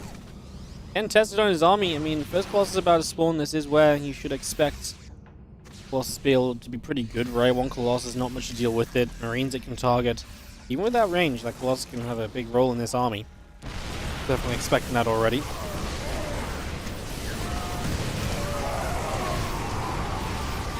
Fire gonna fire, a few Zealots going down, that Siege Tank gonna get killed. Wouldn't mind as well just unburrow, we blink forward. One Wouldn't mind goes down. Zealot gets caught, that gets taken down immediately. This army continues just down the right hand side, away we go.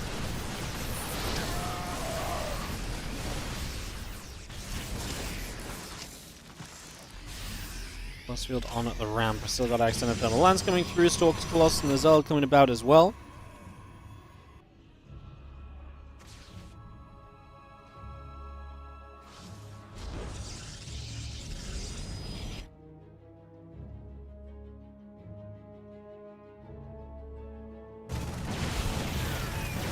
Still going to get an order to it. The Raven's still moving around. Our pylon and the Nexus top right get cancelled, so Clem's going to win that fight already.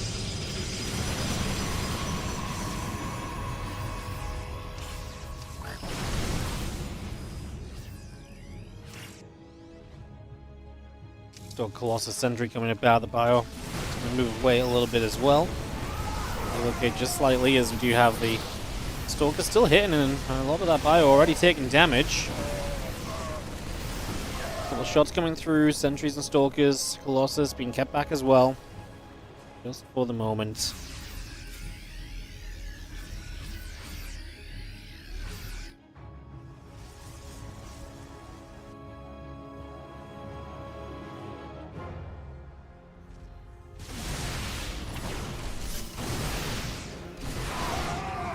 I'm just going to step forward, going to see a couple Colossus, just going to get jumped on. So Colossus is going to just get absolutely obliterated, so with the rest of Classic's army, that one is going to go.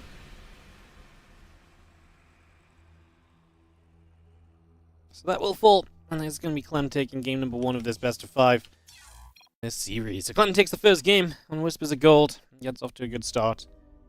Game 2 coming up in a few momentos. I'll get into this in a sec. King's Cove, second map, big map in comparison to what we just saw originally there. So get that ready.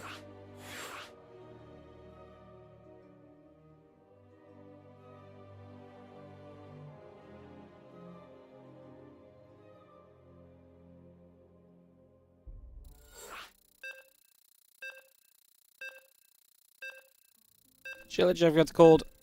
And we get into game number 2 of this best of 5. Clem takes the first. Which race is the best? Clearly Terran, because they're winning the finals of the tournament right now.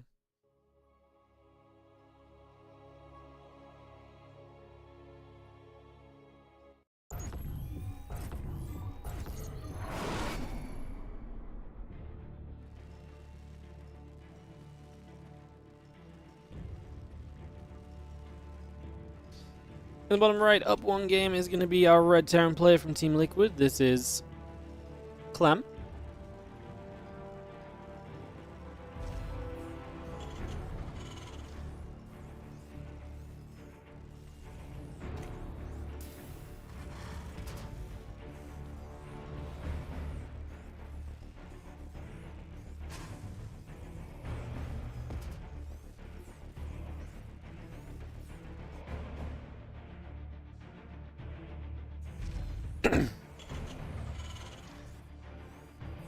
So he just comes up to the top side, is going to take position. That barracks will go down, and so full on proxy mode to begin with here from Clem in this game number 2. It's just going to get that underway.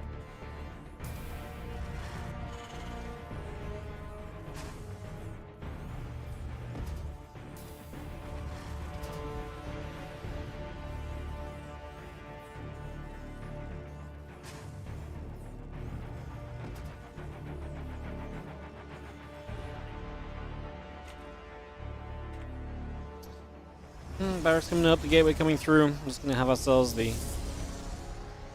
proxy coming into action here. Classic going for the no scout as well, right? So he has no idea, no info about this at all. So that's kind of the worst case possible it can be.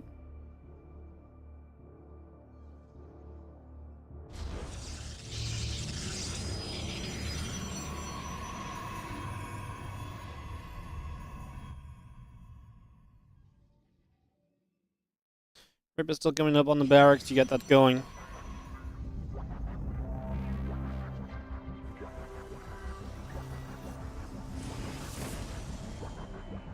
As Ripper hops into the main base and is going to throw down a grenade. Probe's just going to get blasted. As we can see one probe going down already. Other probe's taking damage. Stalker going to chrono boost on the gateway. We'll be seeing our Reaper about halfway done. Factory coming up as well.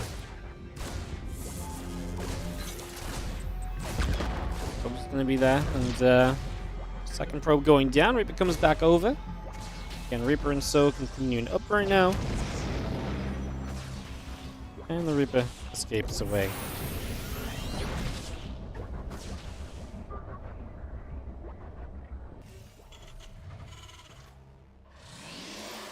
Stargate's still coming online. Continue to bring that through. The Reaper can take a few more shots.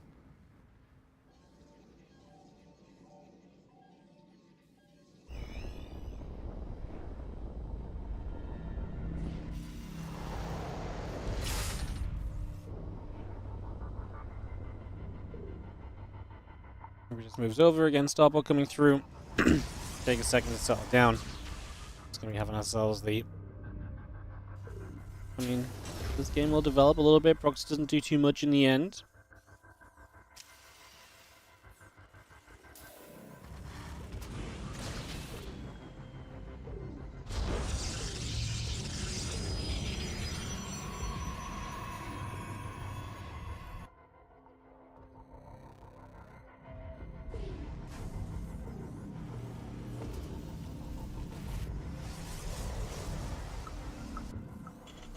Back will finish up. A couple extra barracks coming through. Tech labs on the way over.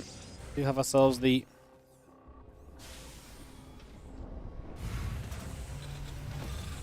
couple of add-ons just building through. Again, the orbital command coming online as well. So just continue to get that all settled here as the tech lab comes onto the starport.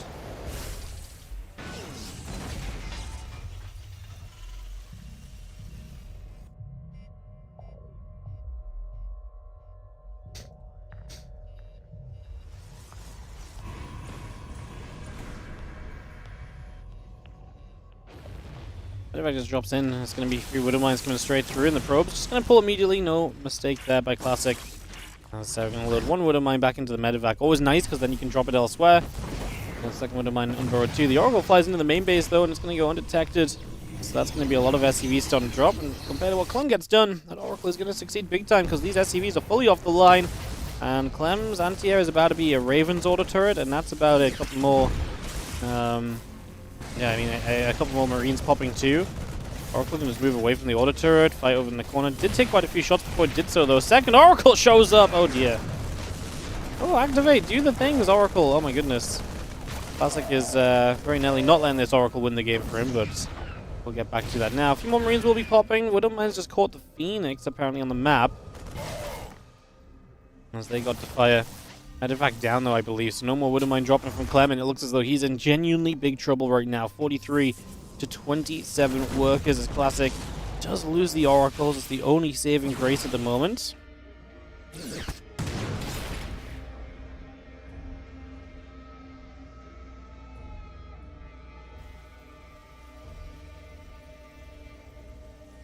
As these stores come moving about, the starport comes about, Barrack's going to go onto the reactor as well.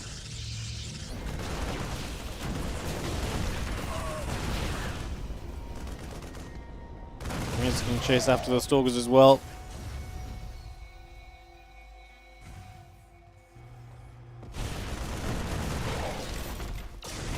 Phoenix going to keep on trying to make this happen. I mean, can we just win this like in the near future? Raven goes down as well. We lost a Phoenix, lost a Stalker. Pretty reasonable still, I would say, though.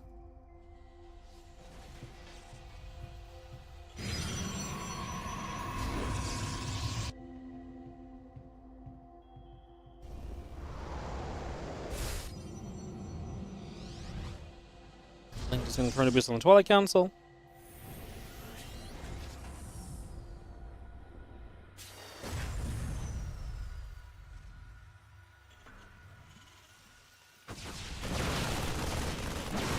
Coming back down, Stalker's taking some more hits.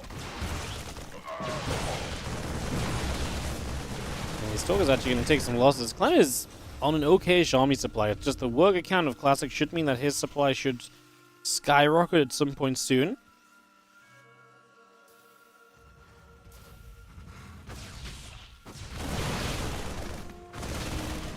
Stalkers will shoot, the Marines taking some shots.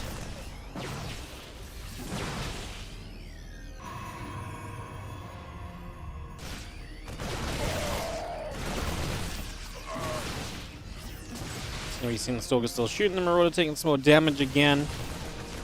A little bit more going down. I'm just going to be having the Stalker still trading with the Marines and Marauders. We go back over that right-hand side.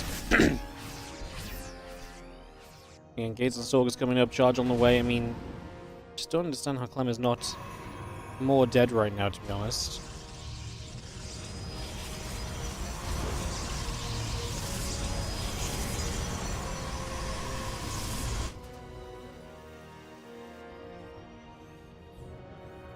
Going about, the bio going to come down as well. Now we're going to be seeing the bio continue to stem up. Stalkers going through once more.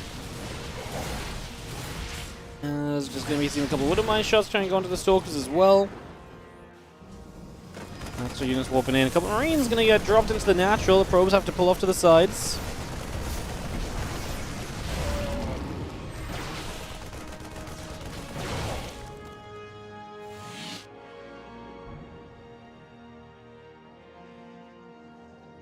Bay coming up, the Phoenix and the +1 coming through as well.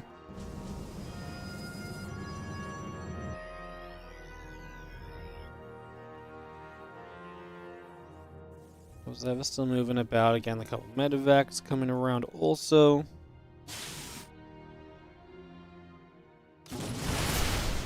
Sounds like the Zealots and the Stalkers going to blink forward. Just going to see medevac going down. The Zealots still chasing a couple of Widow Mines. Going to step away one more time. Still got the army gathering up.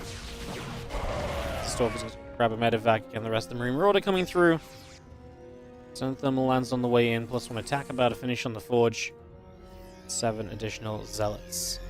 Building right now. Classic steps up. Widow Mine is good for a bunch of those Zealots already.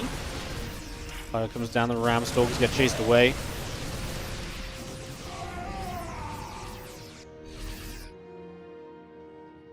mean, the main thing you can tell here, right, is that Clem is just constantly in survival mode, just no real presence on the map, has to sit back, hold back for a while.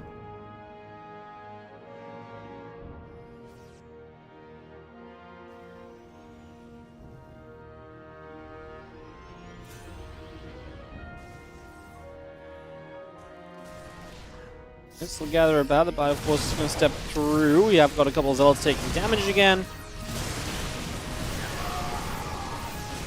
Do see the Zealots and the Stalkers, the Colossus coming about one more time, so going to try and see a little bit more of what's going on. We just have ourselves the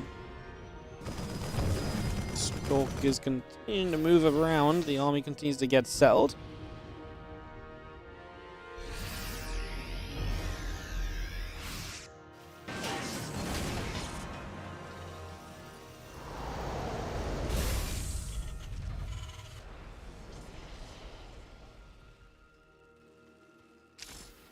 Vikings going to gather up. Again, we're just going to be seeing our extended thermal lance coming through. At this point, I mean, Clem just has to get some Vikings up, has to try and make this work, but, I mean, Classic going to 4 bases completely uncontested is going to make this extremely difficult.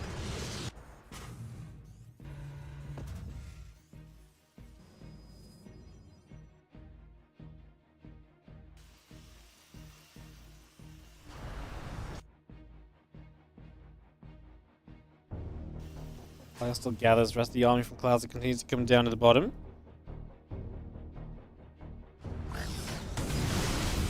Colossus is going to get an SCV.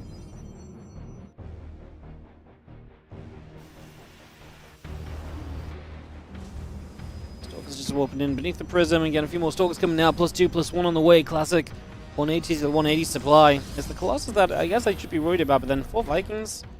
And if Clem sets up the ramps on his 3 bases, I don't think you can attack in, which is the benefit of this map for Clem. After a rough start, you can sit back and take some of those hits. He ate a missile turret shot, so the Prism goes down to the Widowmine hit. Widowmine wouldn't one-shot, but because he ate a missile turret hit first, it did go down. So that is absolutely brutal. It's going to be seeing that Bioforce coming through, a few EMPs dropping into place as well.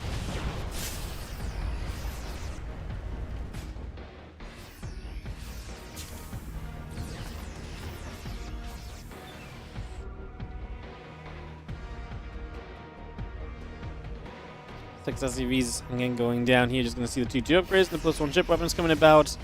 Vikings building as well. Do you have a Warp Prism speed, +3, +2, all coming around as we have our Nexus building as well. So just continue to get that going. Zealots stepping through. A couple of Vikings overhead.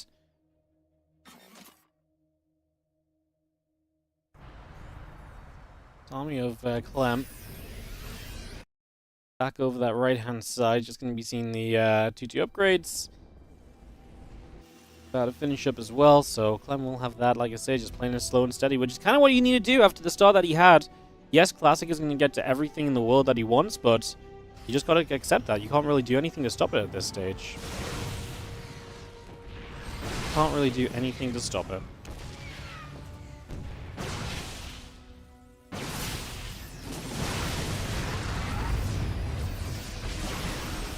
Colossus is going to shoot, just going to be seeing the Planetary Fortress taking some shots. Stalker's actually going to try and get the Vikings. As Clem is looking to wrap around this, the Vikings will get the last Colossus. Disruptors forcing Clem to take some steps back. Flanking Disruptor not going to do much. Wow, what a beautiful surround from Clem. Absolutely disgustingly good. Gets everything. No recall unit is saved. Wow. That's a ridiculous fight. Absolutely ridiculous fight. Classic is, this is not the sort of game you want to play as Classic, because you're going to be kicking yourself right now. So let's charge up. CC takes some damage. +3, +2 coming through. A couple of Colossus still building. Yeah, this is not great. I mean, as Clem goes across the map, a little bit of counterattacking will buy maybe a little bit of time, but Clem's main army still moving forwards. Classic is kind of doomed here, as that Disruptor gets cancelled. Clem does he one Disruptor showing. No Disruptor can turn games around. It's happened against Clem a couple times lately. As he aggressively chases this army, though, he knows that those Zealots are not enough. He knows he's got enough clumped up bio to win these fights, and that's exactly what he's doing. He goes for the pylon. He actually cancels half the Warping, which is brilliant, because it actually, by cancelling Hearth of Warp, and you just make it enough Zealots, you can then get a bunch of kills guaranteed rather than having to back away. Vikings will lift back up into the skies as a couple Colossus show their faces.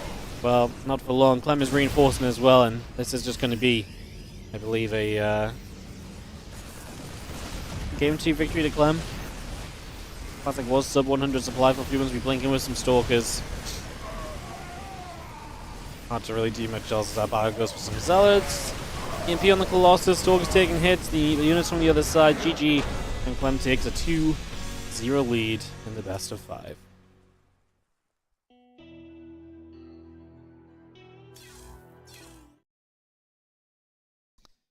There you go.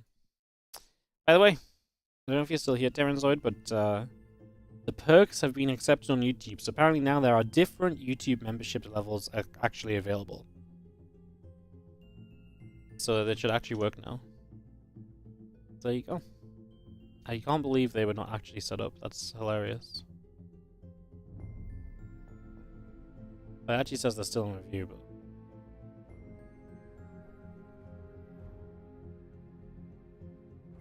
Yeah. Alright.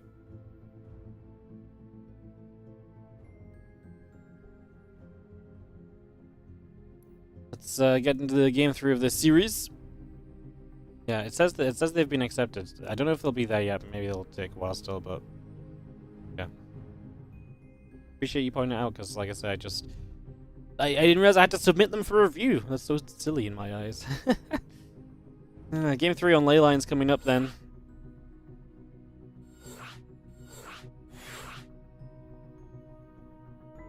Wish you could take fights like that against Protoss. Me too, mate. Kind of incredible, wouldn't it? It's like playing a different game at that point, though. Like playing a different game. Ay.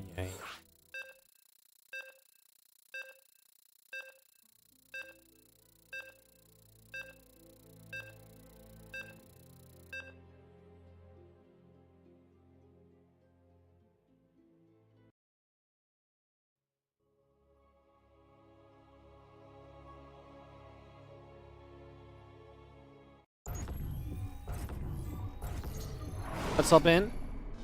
It's game number 3. As in the top right, taking it back. Our red Terran player here from Team Liquid is Clem.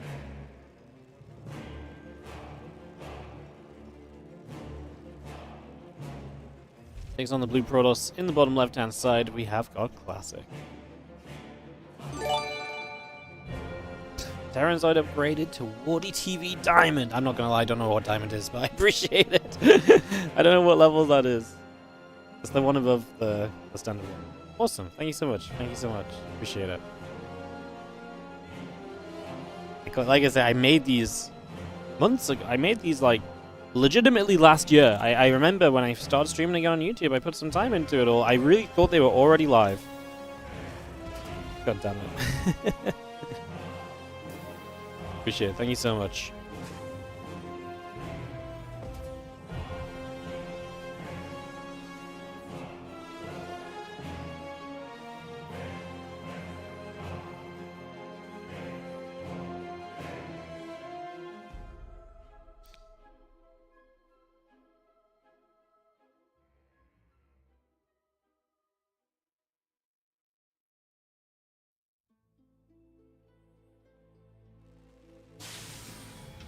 Alright, coming through, a couple of gates gathering together.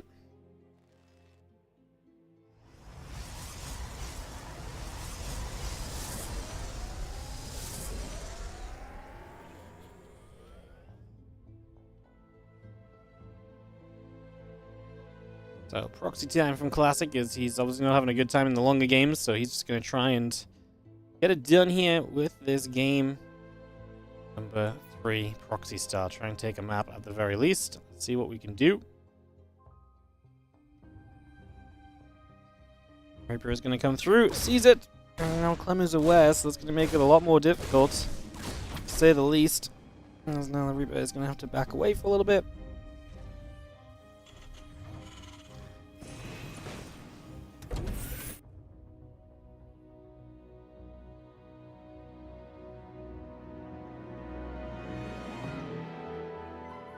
Couple stalkers continuing in.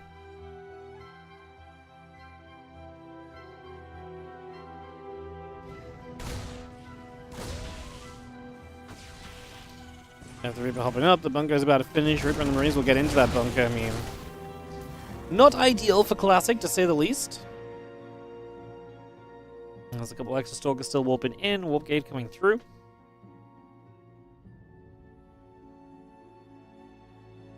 And we just have that probe of Classic working away around the right-hand side.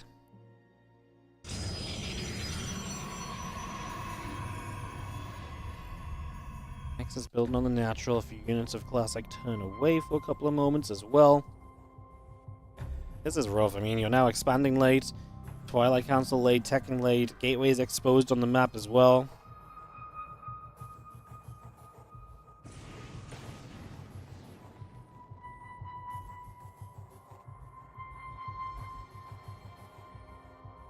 Continues through again. Twilight Council and Nexus both continue to come into play.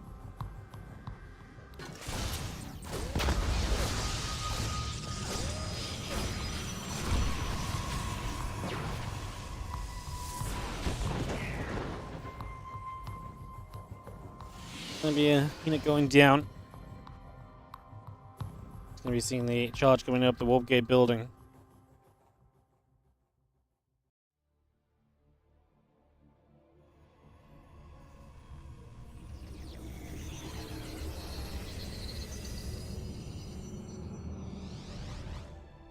Was those just gonna step through?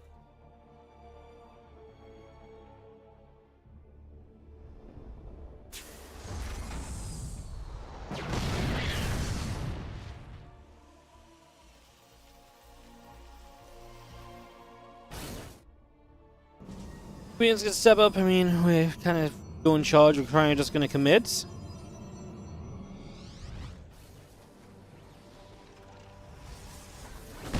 See the Marine's gonna fight, Tank is gonna fight as well. A couple of Stokes get turned around. Obviously, have that charge is about to finish from Classic in the next few moments. The Marines, the medevac gather up. Tank gonna step forward as well.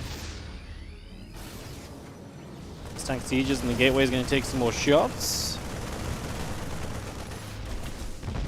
Zealot's gonna chase. Marines taking some damage. Stalkers gonna get blasted by tanks. We're missing like 6 Zealots. What are we doing, Classic? Why are we fighting without the actual army that can do something? Is this the surprise? Like, surprise! I've actually got units, now you're dead! Is it actually? Wait, did he actually bait Clem into just making a mistake?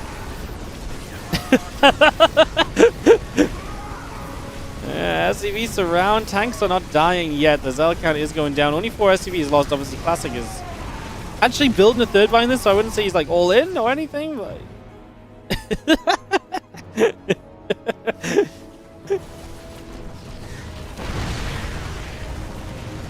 Well, those get absolutely blasted. They all go down. I mean, Classic supply is horrendous. For a moment, Clem got, you know, brought into a fight which he didn't realize was going to be so bad for him, but he fixes it. He gets back on track.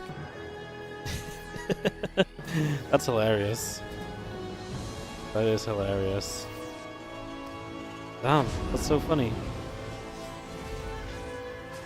Genuinely had me questioning it for a moment or two, to be honest.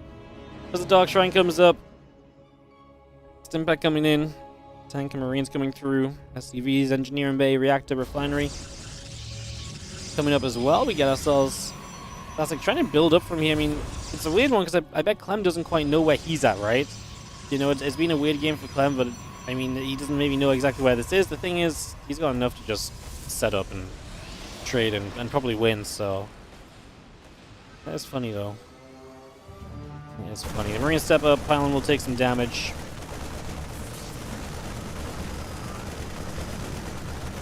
I mean, we'll kill this with a battery.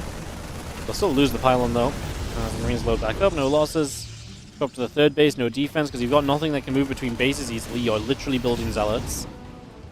Now on the way to Blink.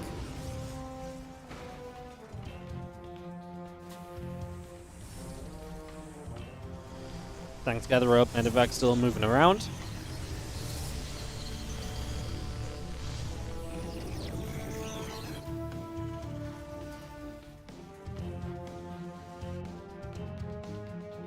And back around the bottom side again. A couple more Zelds getting warped in.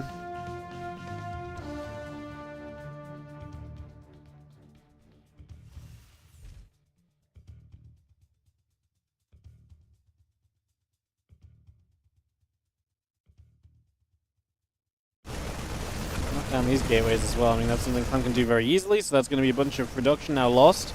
Clem is still about double the army supply right here.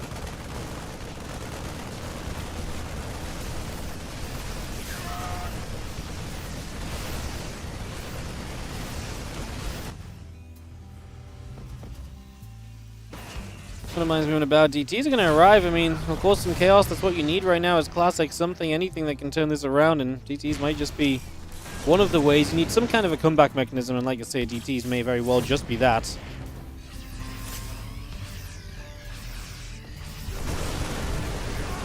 you've seen, the DT goes down, 7 SCVs have fallen.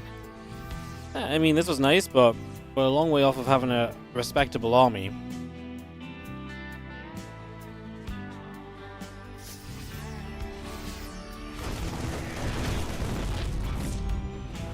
Gateway falls, and Clem now big army moving across the map.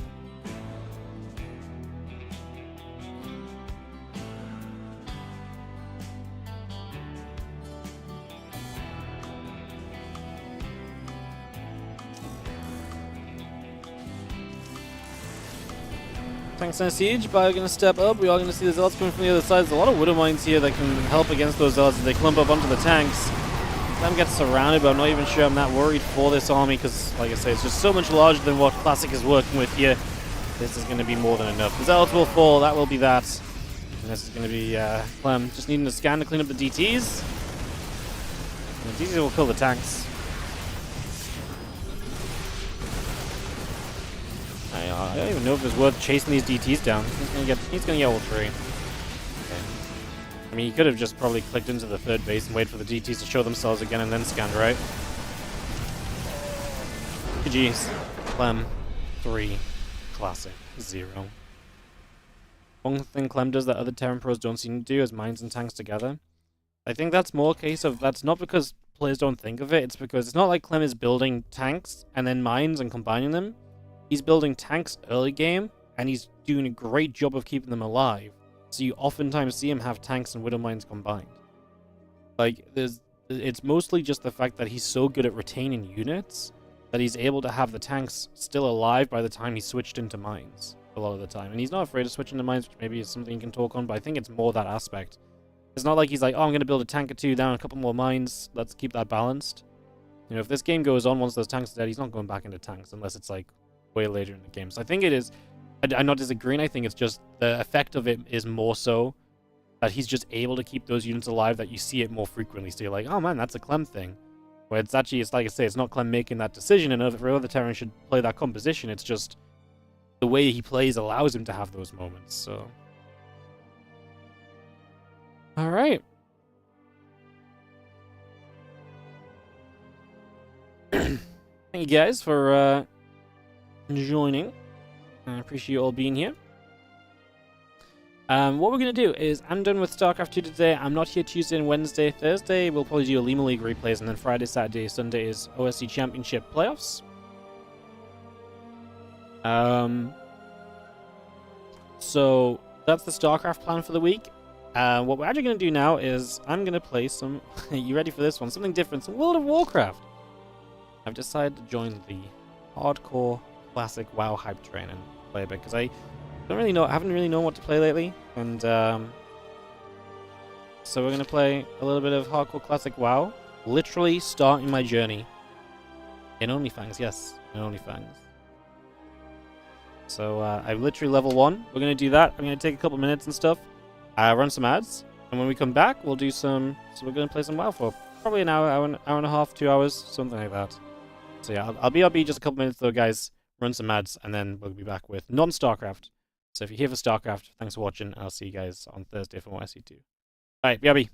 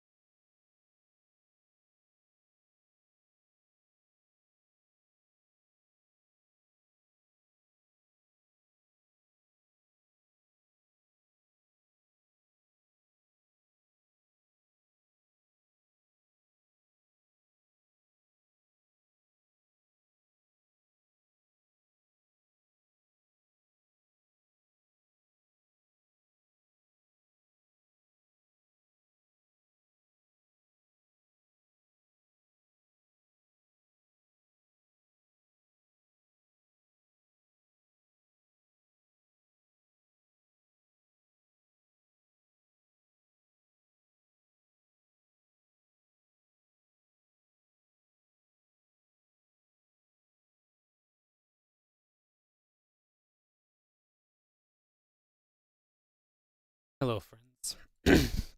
How are you doing?